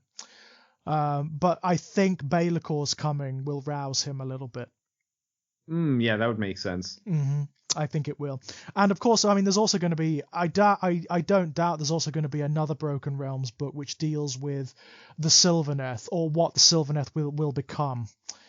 Because it seems to be building towards that. Alarielle has been in these books a lot. Right. Much more so than she has been in anything for a long, long time. Do you expect a rework or new models? Or are you just expecting like a minor one, like maybe a character or No, two? I think it's all tied into the Kurnothai. The what is potentially, I don't know whether they're going to be part of the Sylvaneth or whether they're going to be a new army entirely, but this new god that's going to be turning up at some point. Yeah, the thing that we saw the teaser for. Exactly. I think it's all tied into that. It's all tied into that. I think what they're going to try and do is dynamically shift the Sylvaneth a little bit, give them a little bit of a shot in the arm, make them a bit different from what they are now. Yeah, they need. I suppose they just need a bit, like I say, a bit more of a rework. Have they had a second? No, they haven't. Haven't they? Have they? I don't think they have. No, they haven't had one for a long, long time. They certainly don't have any like endless spells or anything like that. No, that's true. Yeah, they don't have the endless spells. Yeah. Or even a terrain piece, which makes no sense. I mean, a terrain piece for the Sylvaneth is obvious, isn't it? Like a big tree, I mean, we don't have a terrain piece for the Nighthaunt either. No, that's true. Although they're getting a rework as well, aren't they? Well, they're getting one new model. They are, but I'm sure, I have no doubt that there's going to be like a new battle tome for them reasonably soon. They kind of need it, I think. They do, because they're just not very good, are they? The way they manifest at the moment. They've always kind of suffered. Yeah. They've all like their units are not very good just in general. No, I mean dynamically the army is interesting because they're like the opposite of the Ossiarch Bone Reapers. The Ossiarch Bone Reapers are the undead army where everything can kind of stand on its own. Every unit is elite. Whereas the Nighthaunt are a big debuffing army, aren't they? They're all about attacking the psychology of the enemy and and a specific unit has to be used for an anti-that, but it's not even it's not, from what I remember hearing a while ago, they're not even that good at doing that. They're not. I think the chain rasps are meant to be the bog down unit, but they're not very good at bogging down units and keeping them there. Their basic reapers are just mediocre. Blade guys are better, but not much better. It's weird. No, the Sylvaneth have had another battle tome. They got the original one where you have the brown cover with the normal Sylvaneth on the tree, and then the newer one is the one with the big wings. When they got that new hero for that box set. Oh yes, I forgot about him. Yes, of course. No, I didn't. I didn't know they had a new battle tome. When was that? Let's see. When does it say? Does it say on here when it came out? It doesn't say when it came out, but Right. yeah, it came out. I guess it came out whenever that box set came So out. it was relatively recently, wasn't it? The hero was Ruanti, the Arch Revenant. Yeah, he was beautiful. If you remember him. He was absolutely beautiful. Lots of Drukhari players making Archons out of him.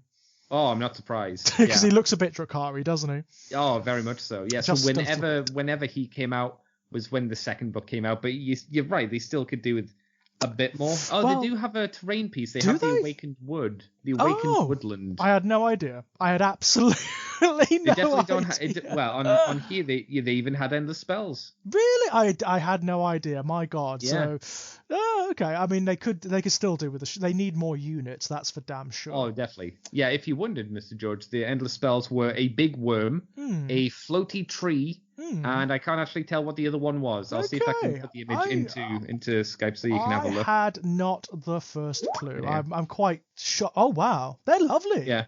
They're not bad. They're all right, aren't they? I've never seen them before. At the very least, the tree would be a great terrain piece. Yeah, I like the worms as well. That's kind of cool. What could you make the worm into, George? What would you make that worm into? It looks very Slaanesh to me. I could make it into something. I thought you'd go for that. I could make it into something Slaanesh-y. You could make it a cavalry unit. Yeah, that'd be nice. Yeah. But yeah, I mean, there's a lot of armies that do need a little bit of an update, and I've no doubt they're going to be getting it throughout the Broken Realms. I mean, there's even like in the Techless battle tome, because the Maggotkin turn up, there are updates for some of the Maggotkin. So the Sloppity Bile Piper, the wonderfully named Sloppity Bile Piper, he gets quite a big update actually.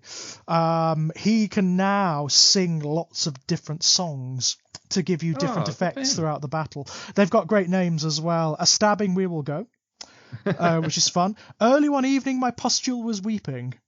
Okay. Which is great. The first one I think sounds a bit too much like an Orc song. This one sounds more appropriate. I like this one. And the best one is My Love is Like a Ripe, Ripe Fart. That is actually what it's called. It's absolutely brilliant. I'm so glad they've leaned into that like sense of humour.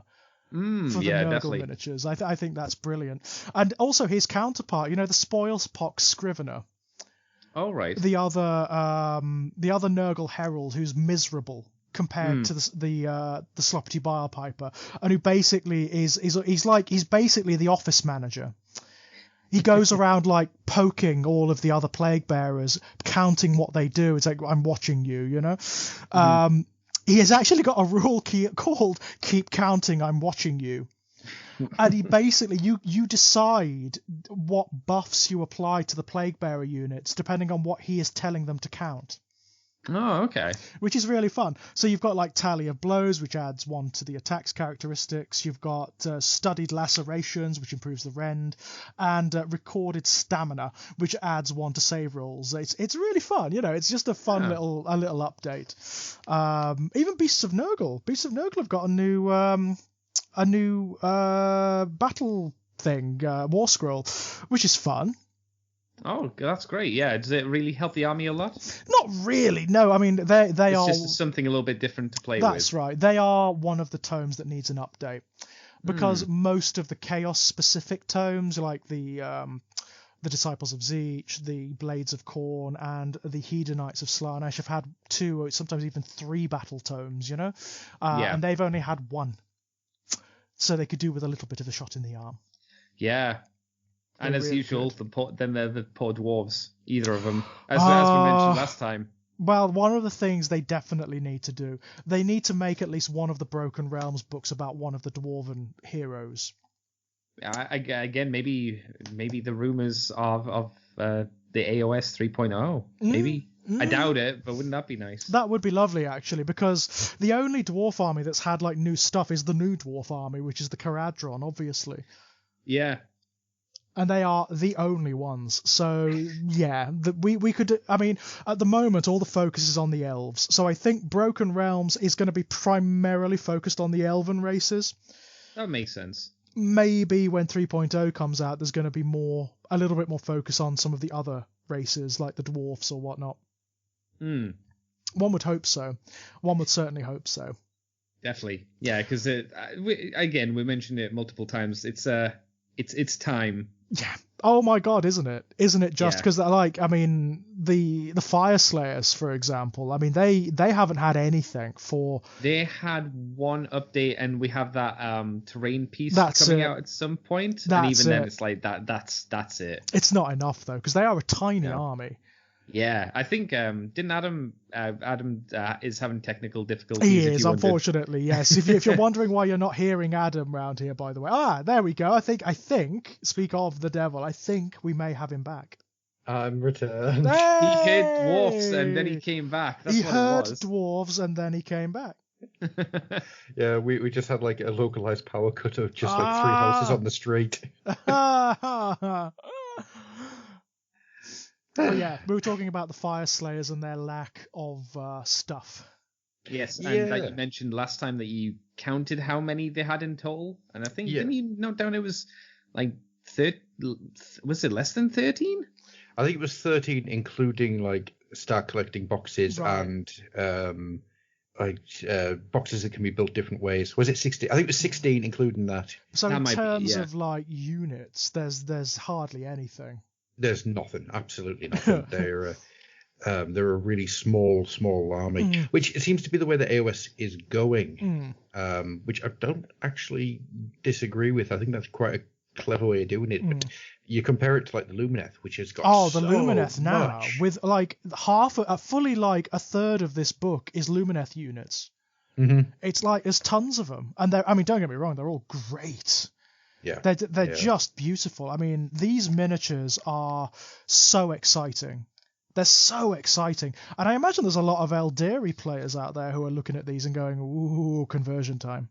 There's so much you could do here, making like Farseers and Aspect Warriors and all sorts of wonderful things. Mm-hmm. Yeah, I mean, I think one of the interesting things about the way the Lumineth have come out is they've made the entire idea of High Elves interesting. Yeah, I love them. I've got to say, I love the Lumineth. I really never saw that word coming out of my mouth. Nope. It's like, I don't understand. If there was one army, like I would have thought I would never have the slightest interest in, it would be this one. But you're talking about the Fire Slayers not having a huge amount. I mean, look at the Ideneth. They've got a small amount of troops and a big thing and some medium-sized things, which is like, that's not so bad. It's still small. I mean, the Caradron, I've got everything in the Caradron range, which to me feels like a weird thing to be able to say that I have everything in that army range. Mm-hmm. Yeah, but then the Flesh Eater Courts, what's in that? That's a fair point. That's a fair point. I think I've got the full range for the Flesh Eater Courts. There's not much. There's not much. I mean, the Auric, the Iron Jaws. You've got 3 characters and 3. Hang on. The Gore Grunters, Hard Boys, and the Brutes. Yeah, and 3 regiments, 3 army troops types. It's weird. There isn't actually that much for a lot of the races. No, it is interesting, isn't it? I mean, but it does look like they're really trying to flesh that out a little bit, doesn't it? Flesh Eater that out. Sorry, I'm just reading the new spell lore for the Lumineth that's in this book, and Teclis knows 12 spells. Mm-hmm. He knows the entirety of the Lore of the Winds, and he knows the entirety of the other spell lore as well. So what you're saying is he's weaker than he used to be because he used to know every spell. Right? That's how I remember just works differently. Yeah, he is like he's the best wizard in the game. I mean, there's no contest. I've just realised I didn't give my other theory of what Teclis is doing. Right? So Teclis has, we all know he's the god of magic, right? Okay, that's fine. And what does magic mean? It means big hats. Because the bigger the hat, the more power you've got. We all know that, of course. Yeah. It's how the basics of wizardry is built. And Teclis has a very big hat. He does. Most of the Lumineth actually have very big hats. Well, yeah, because their god has a big hat, so they must wear big hats in order to praise to him. he wants to become the only one true god of hats, which is why he's taken out Nagash, because Nagash's hat was bigger than his. It's an offence. He has a very, very, very big hat indeed, doesn't he? Because, I mean, you'd think he'd go after Archeon, wouldn't you? But Archeon's a small hat. A small hat, yeah. Then doesn't that mean his next enemy will be the Chaos Dwarves? Well, because they're already gone, I was so going to he's say, already killed all them off. if they existed. Oh my god. He's murdered them all in their sleep. Yeah. So basically, you're telling me that you're never going to get Chaos Dwarves, Gruff. I know, it's horrible, isn't it? Because one of the reasons they hate Techless. Oh my Although, he might have competition very soon, because Croak.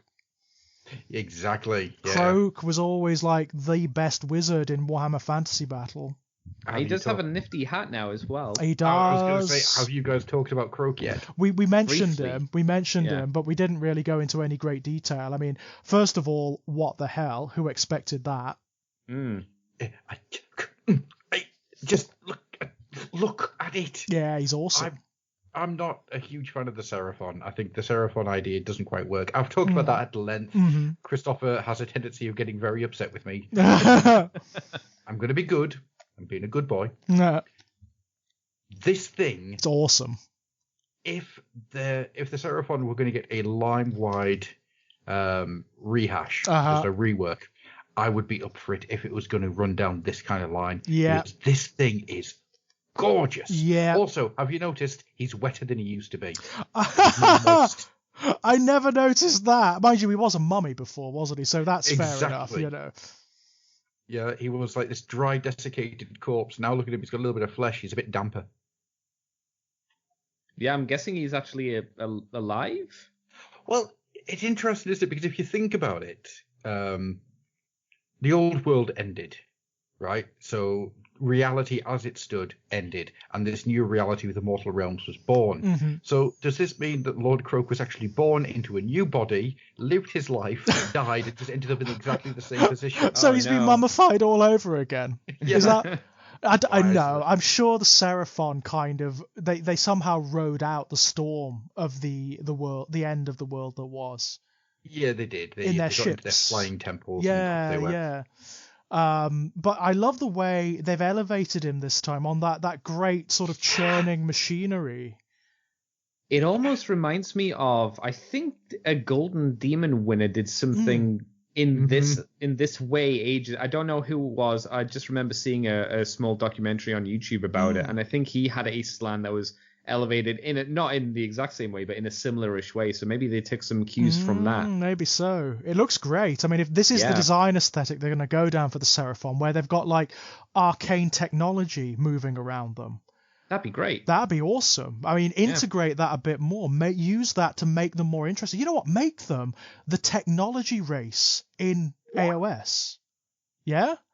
Yeah. By the way, we've lost Adam again. Power cuts, ladies and gents. Power cuts. Apparently, the Slan did not want him to speak the words once more. Apparently not. No, apparently not. But what about if you've got like Seraphon that have got these weird arcane like cannons on their arms and integrated like bizarrely Incan Aztec technology? It's made out of stone and whatnot. That'd be cool. You've got to be careful not to make it obviously it needs to be like really old techie, stone techie. It can't go to Warhammer 40k. No, that's it. It needs to be very particular, doesn't it, to work? Yeah. But I think if they did that and did it, just hit that balance, it could be beautiful. It could be a great way of updating the Seraphon.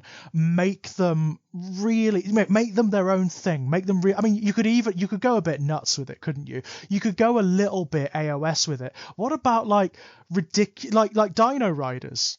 Yeah, exactly. That have got big sort of like stone mechanisms on their backs and things. Technically, they already had that, didn't they, with the solar engines and stuff, with the Stegodons. Why not just go nuts with it? Why not go like properly nuts with it? Why don't like big dinosaur mechas and stuff? I think it works better. Like I would still say that the like Adam, the aesthetic of them being star things doesn't really come across in the models. Right. But the idea of them having weird like super old tech, that's definitely coming across still, and I like that. I like that. I think that's the way they should go with them. I mean, and of course, I'm looking forward to seeing what the rules for Croak are, because in Fantasy Battle, Croak was always like one of the best wizards in the game. He was like, he could stand up to Teclis, he could stand up to Nagash. He was a real beast. So, and also, what's drawn him back? Narratively, why has he decided to descend again? I'm imagining it's because of what's happening with the gods. It's the Necroquake, it's the defeat of Nagash, it's the ascendance of Morathai, it's all of these upheavals that are happening. Because of course the Seraphon are like the keepers of order. Are you saying that the Necroquake rose the dead croak here? No, I don't think that. I mean, he's always okay. been around. Be I think he would be paying attention to what's happening, essentially. Okay. The tumults across the realms, and has descended to take a more active hand in what's happening. Right. That would be my guess. What that means, though, I don't know, because I mean, the Seraphon regard themselves as the ultimate keepers of order, even more so than like the Stormcast do. Yeah. So they regard like the other races as squabbling children, you know? Yeah. So I imagine that they're going to descend and they're going to be like trying to corral them all and keep them in line, which none of them are going to be happy about. It could actually, I mean, if they're clever, they could make the re-emergence of the Seraphon kind of cataclysmic. You mean paint them as a negative impact on the realms? In a way, yeah. So, like, you've had, like, if you imagine you've had all of these conflicts, these immense cataclysms happening throughout the Broken Realms series. You've had the rebirth of Slaanesh, you've had the ascendance of Morathai, you've had the defeat of Nagash, you've had the Shyish Nadir, the recession of the Necroquake, you've had the ascendance of Teclis, the re-emergence of Baelacor, all of this stuff happening, and then you've got the Seraphon watching all of this. And even like, because the thing about the Seraphon and the Slann is that they also foresee what's going to happen. They look at like the probabilities and see into the future based on these incredible calculations that they perform. What if they're like, okay, enough of this, and they descend, and suddenly all of this comes to a halt? Suddenly, yeah, that could be something. It would be great fun, wouldn't it? Yeah. Like the Slann, they could be, the Seraphon could be this unexpected quarter. We've just had a message from Adam as well. His power has gone once more, and it seems like he will not be rejoining us again. Oh well, no problem. We'll finish out, yeah. Yeah, I think so. No. Technical difficulties, ladies and gents. Nurgling's in the system. That's what that is. Seems like it. That's what that is. But yeah, I mean, I am massively excited for what's happening in Age of Sigmar. I really can't wait. I've pre-ordered Baelacor, not the model yet. I've got to wait for that one, but the book definitely. Yeah, I mean, Baelacor, the model, that's spicy. It's expensive for a reason. Yeah, it's massive. I wondered how much he was going to be, and then I saw he was like 90 quid. I was like, oh, and then I saw how big he was, and okay, that makes sense. The photographs do really not convey how big he actually is. How do you know the measurement of the wingspan of him? I have no idea. Because those must be massive. It's big. It's at least as big as the Demon Primarch's wingspan, at least. But they're also much higher. Yeah. Than the Demon Primarchs. You know, he's a big boy. He's a big one. He's going to be a problem to take around to gaming conventions and whatnot. Yeah. Oh, another one of those. Yeah, because he's got loads of little fiddly bits, hasn't he? Like the chains hanging from his wings and whatnot. But my God, is he beautiful. I mean, it's about time. It's about time Baelacor not only had a decent model, but had a bit of presence. I mean, he's always been not as significant as he should be, Baelacor. Yeah, like they have a side-by-side of the new one versus the old one, and the old one looks, it looks fine, but it doesn't look, it just kind of looks like a demon. Yeah. Not that impressive. You look at this one, you're like, oh, this guy commands some presence, and there's a bit of awe-inspiring fear to it, I would say. That's it. I mean, like the original one's a bit generic, isn't it? Yeah, like I say, it's not bad. It's just you look at it and you go, What you would think is, oh, it's a Demon Prince. Exactly, yeah, just a standard one. That's the Demon Prince model. You certainly wouldn't think this is like the archetype of all Demon Princes. This is the first of them all, you know? Yeah, totally. But now you would. Yeah, he definitely has the look now for it. By God, now you would. I love the fact that you can swap out the body beneath his feet for a Chaos Warrior or a Space Marine. Yeah. Chaos Warrior from AOS. I think that's great. Yeah, that's kind of fun. I like that. So he's always had presence in both game systems, so you can use him either way, which is really nice.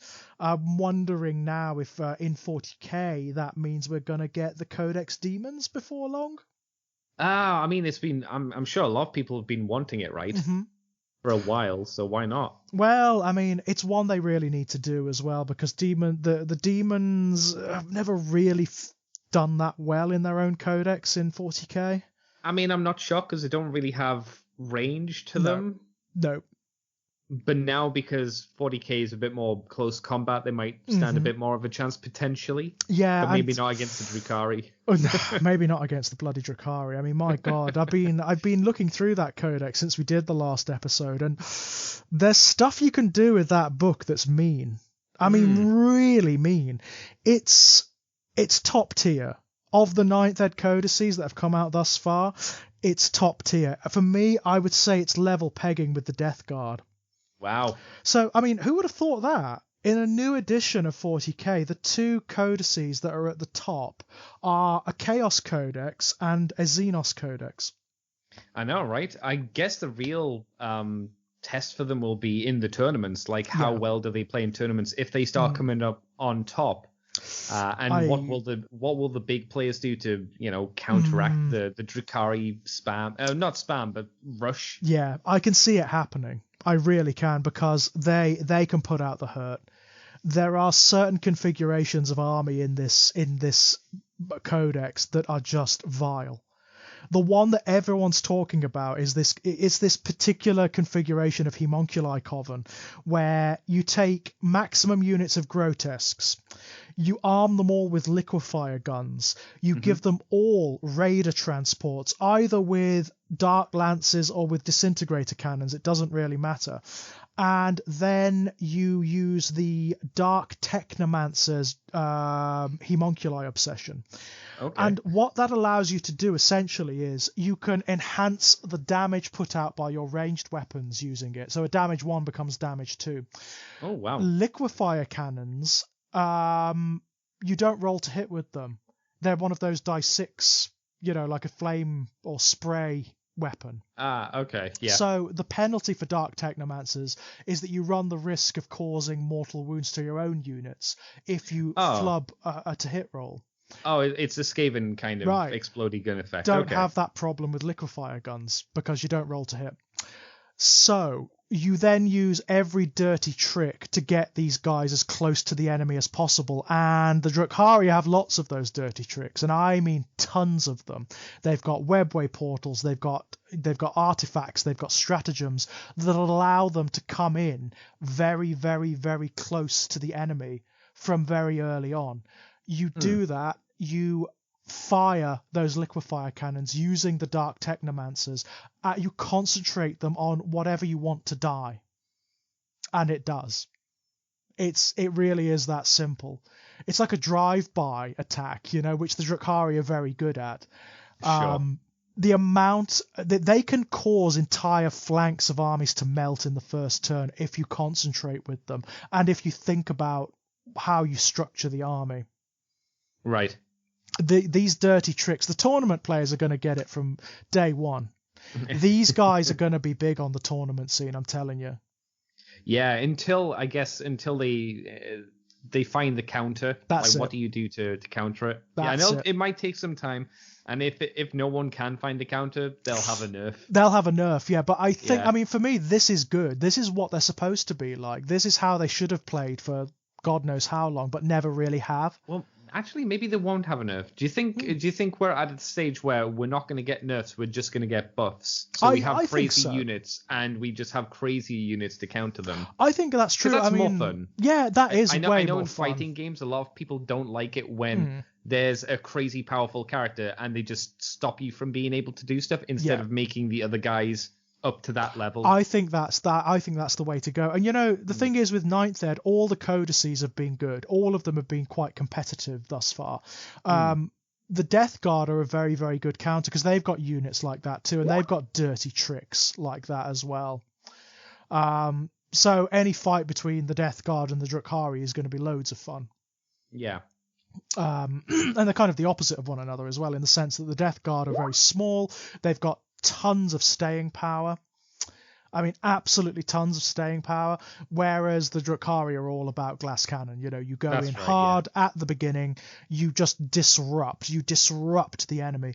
But what I found with this Drukhari Codex is it's been fun messing about with it, like making different army lists and seeing how they work. It's been a lot of fun, which it hasn't been with a lot of the previous ones, unfortunately. Was there pretty much a one build? Yeah, pretty much. Right. Okay. Pretty much. Now you're open to do what you'd like or what you'd prefer. Well, I mean, before there was a massive power differential within the codex. So you had like the Cabals, the Witches, and the Homunculi. And the Cabals were okay, the Witches were pretty good, and the Homunculi were not. Oh, and they're the ones you wanted to do the most things with, I would imagine. Exactly, yeah. If I was going to collect one, it would be a Homunculi Coven, without a shadow of a doubt. But now that's not the case. You've got these options, so the Dark Technomancer Homunculi Covens are going to be... You're going to see that everywhere. The Dark Technomancer obsession is going to be everywhere. Right, wow. Because it's such a buff. It's such a brilliant buff for these guys. But yeah, I'm very excited to see what the next one is. I mean, it's been all quiet on the Western Front with 40k recently. But, well, with the Curse City debacle that went on this week, that's no surprise, I suppose. Yeah, I mean, I'm interested to see what the next one is. What are they going to go for? Definitely. I mean, we've had a fair few, obviously, Space Marine codices. We've had 2 Xenos. You know, we've had the Necrons and the Drukhari, both of which are brilliant, by the way. Mm-hmm. Both of which are absolutely stunning, and 1 Chaos Codex, the Death Guard. So I'm not sure. Who could be next. Are there any other easy? Would it not be Sisters of Battle soon? Aren't they I'm due for them? imagining, Because they've yeah. nearly got all their stuff out at this point. I think if not that already. The pattern seems to be they are deliberately releasing the armies that have the full miniatures ranges first. Yeah, it's what I call, like, it's not easy, but it's what you call the easy ones, because you don't need to worry about, you know, the rest of the releases. That's okay. it. That's why the Death Guard were one of the first ones to come out, because everything's done. Complete miniatures range. I mean, absolutely exactly. full miniatures range. Everything is accounted for. Same with the Drukhari. You know, you don't really need to add anything into them. They've already got miniatures for every unit. That's right, yeah. Things like on the back foot are going to be things like the Agiani, because their whole range more or less needs redoing. Yeah. Thousand Suns, because they just need loads of units adding to them to make them worthwhile.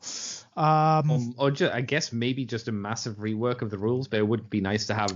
That would be nice. Some more things for fun. I want to see them go wild with the Thousand Suns. Yeah. I really want to see them go nuts with them. They've done it with the Death Guard. They've done it with the Drukhari. They've done it with the Necrons.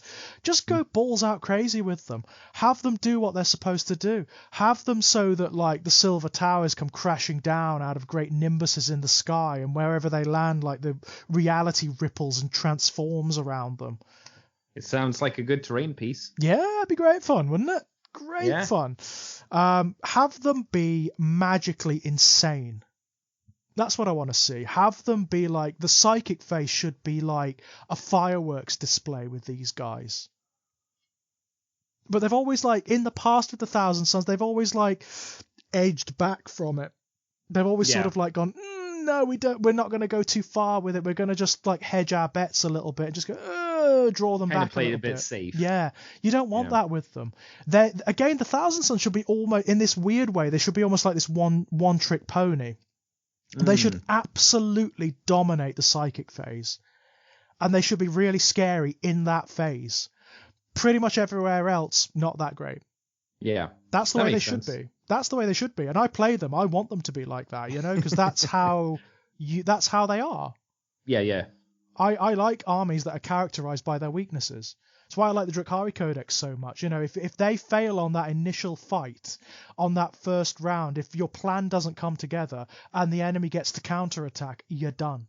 Yeah. They melt. Great swathes of your army just goes just disappears. Because they just don't have the defenses. They don't have the defenses to cope with it.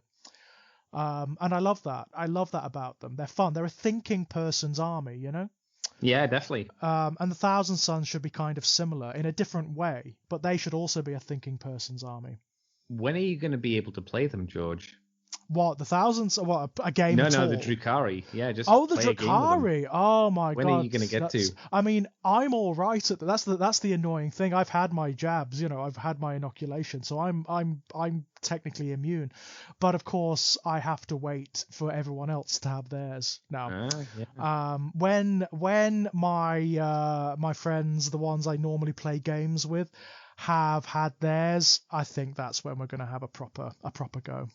Oh, very good. That's when we're going to have a proper go, I think. I mean, I've done little things, like I've run little games myself just to see how they work in my spare time, and God, are they are insane. There was one I ran where I did exactly what I told you about, the Homunculi Coven with the Dark Technomancers, the Grotesques with their liquefier guns against the Death Guard army. And the Death Guard army was everything you'd expect from a Death Guard army. It was really well balanced. It was a battalion. It had your Death Shroud. It had your Blight Lords. It had 2 units of Plague Marines, 2 big units of Poxwalkers. It had a Demon Prince leading them. It was really well balanced, It had multiple demon engines. It melted. The Drukhari got the first turn. They deep struck in really close. They unloaded those liquefier guns on them. And like those big expensive units that you really don't want to lose many models from early on, oh dear. Oh no. Oh dear. Things like demon engines, you can destroy things like defilers that are a big investment turn 1 before they've done anything. Wow. Yeah, it's mad. It's mad. They managed to take out the Demon Prince before it had done a great deal. Poor guy. Yeah, right. It's just, yeah. But no, I mean, despite the kind of negativity that we began this episode with, it's an exciting time. There's some really good stuff on the horizon, I think. Yeah. And I'm excited for what's coming around the corner. I really am. And I hope I get a box set of Cursed City at some point. I mean, they never said it's never, ever, ever, ever coming out. No. But, I would be prepared for, at the very least, maybe the models come out on their own. Yeah. Maybe. That would be all right too. I mean, I want the game. I do want the game. I want to play the game. In fact, one of my plans was to buy it, and then when everything is lifted a little bit, take it round to my friends as a reintroduction. We could sit and play. It'd be fun. We'll have to wait and see now. Because I'd like it I'd like it to come out because I want some DLC packs for it, because that means more undead DLC stuff. Of course, pretty much. So that's my selfish reason for wanting it to come back. It'll be a wait and see situation. Yes. Maybe we'll be able to get more stuff. Maybe we won't. That's it. It's a wait and see situation. I mean, it is definitely a case of sometimes, calm down, dears, on the internet, obviously. That's literally the internet all the time, though, isn't it? It's the first reaction without the context, and it happens all the time. And it's not like GW isn't to have some of the blame, but in this situation, it feels like if we're going to round up, throw out percentages, maybe this is like a 25% GW problem, and then the rest of it's spread between everything else. Quite frankly, I mean, with everything that's going on at the moment, I'm prepared to give a fair bit of leeway. That's the thing. If this was just like normal times where it was just Brexit that was going on and nothing else was happening, okay, this would be a bit more in GW's core of the problem, but there's, like you say, a lot going on. There's a lot of reasons. There's a lot going on right now. Yeah. So it's a small bit of leeway. Don't, not letting them off the hook. Not it's at like all. Okay. All right. Not at all. Some of the communication should have been their most important thing, which they did fuck up on quite a bit. They did, and that was the big thing. That was the their big issue. thing. Yeah. Just like you and Adam talked about, it's kind of understandable, because if you are open and honest, that means your stocks are going to go down, and from a business standpoint, you can't really let the stocks drop. Right. It's a difficult position. What do you do? It's a difficult position to be in. It's so annoying. Yeah, it is. It's frustrating. But, I mean, I am really... Baylor excites me massively. The book, these Broken Realms books, guys, they are some of the best narrative books they've released in any system ever. They just That's are. good. They're brilliant. They do real things. They actually change the narrative. They change the state of play in the gaming world. And that's wonderful.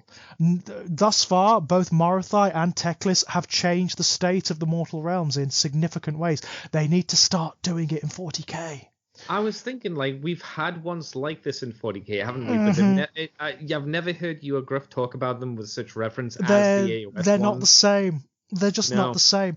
Those ones, from the sounds of things, sound more like a campaign, which is just a thing. While this one seems more like not only a campaign, but a narrative push with the gameplay elements added into it. That's it. Like, I there's mean, more to it. There's a massive push in these books to really change the narrative, to drive it forward in significant ways. Not just like, oh, here's a planet no one's heard of before now and it gets blown up at the end. It's sort of like, well, who cares? There are millions of planets in the 40k universe. Who gives a shit?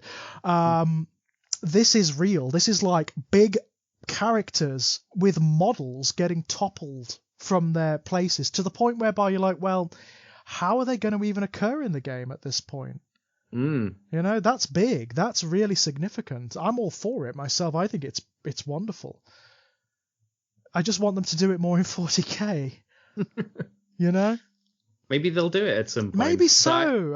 I guess maybe it's the worry of changing too much in 40k. Maybe that's the thing, because that is the flagship. That's it. And I think we've talked about it before, that there is a minor amount of stagnation with 40k all the time. Yeah. Like the amount of steps that AOS is taking versus the steps that 40k does take or lack thereof takes. I think it's significant, but yeah, it is. It really maybe is. they'll get another push, more pushes in the future. We obviously had 8th Ed with the eruption of the Cicatrix Maledictum, the destruction of Cadia. Yep. Since then, I was gonna say that was a big thing, but has anything really happened since then? Not really. Not really. There's been stuff, but nothing that's actually changed the state of play. You had Vigilus, but that wasn't really that significant ultimately. You had the Psychic Awakening, and that wasn't really that significant, really. So hopefully, when they've done updating everything in 9th, we're going to get something like this, the big campaign books that change the state of play. Yeah, maybe that's the thing that's slowing down the narrative, the just getting everything to form. Maybe that's it. Maybe that's it. I mean, they've demonstrated, because they released that campaign book recently that had updates for the Death Guard, it had updates for the Drukhari, and for lots of different, the Adeptus Mechanicus, I believe. That was a really good book. It showed that they are willing to do stuff, to add stuff in and, alter the dynamics a little bit, which is fun. I like that. More of that. Oh, yeah. More of that. Always more of that. But they need to expand it out a little. We really need to start seeing now what is going on in the Imperium. What is the state of the Imperium like now, with the failure of the Indomitus Crusade, with the destruction of Vigilus, with the invasion of Sorciarius by the Dark Angels? What is going on out there? What is Robert Guilliman doing? Where is he in the universe? Yeah. What's the status of the Emperor? What about the Lords of Terror? What are they doing? There's so much that is not being touched on. Right.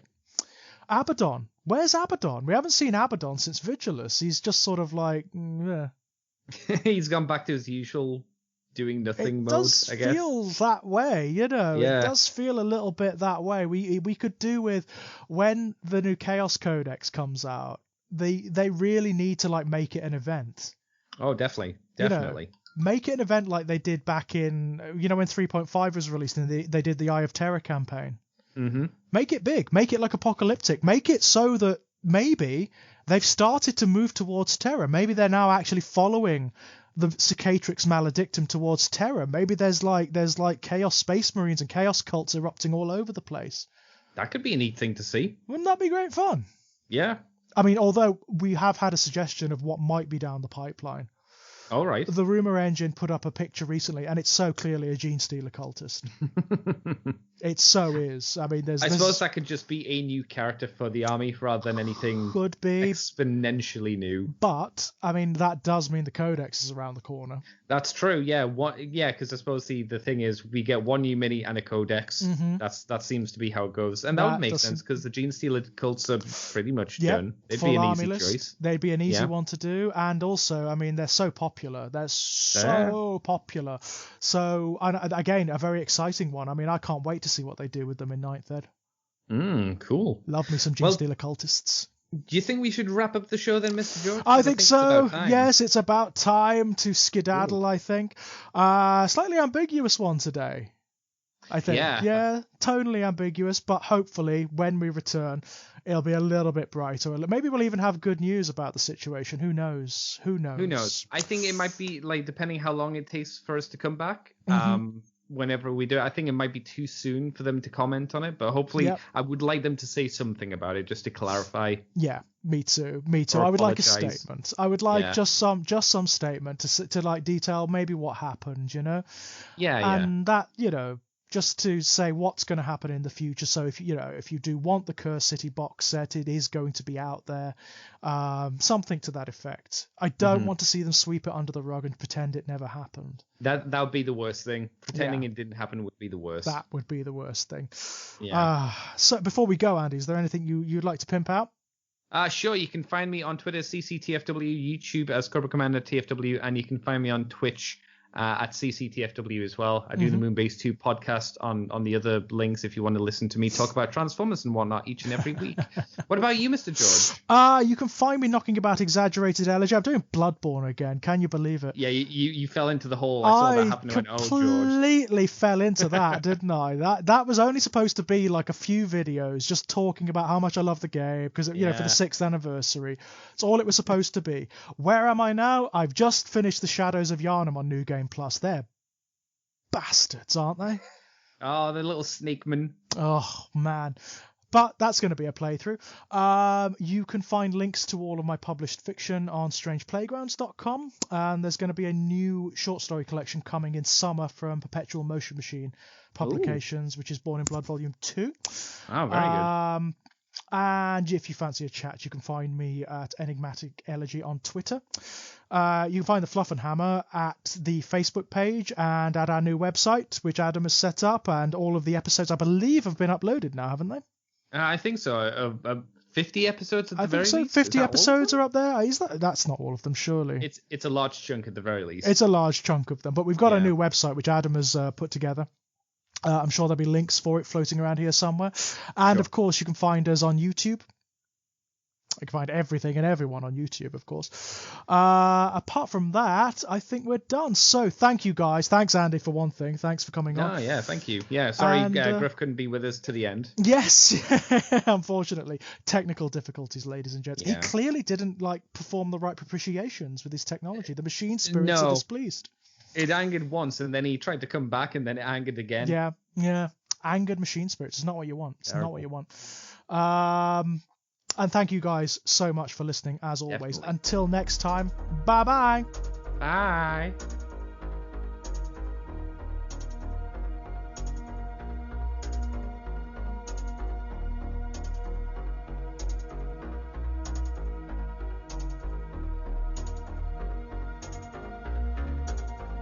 She's in love with herself. She loves the dark. On her milk-white neck, the devil's mark. Now it's so hard.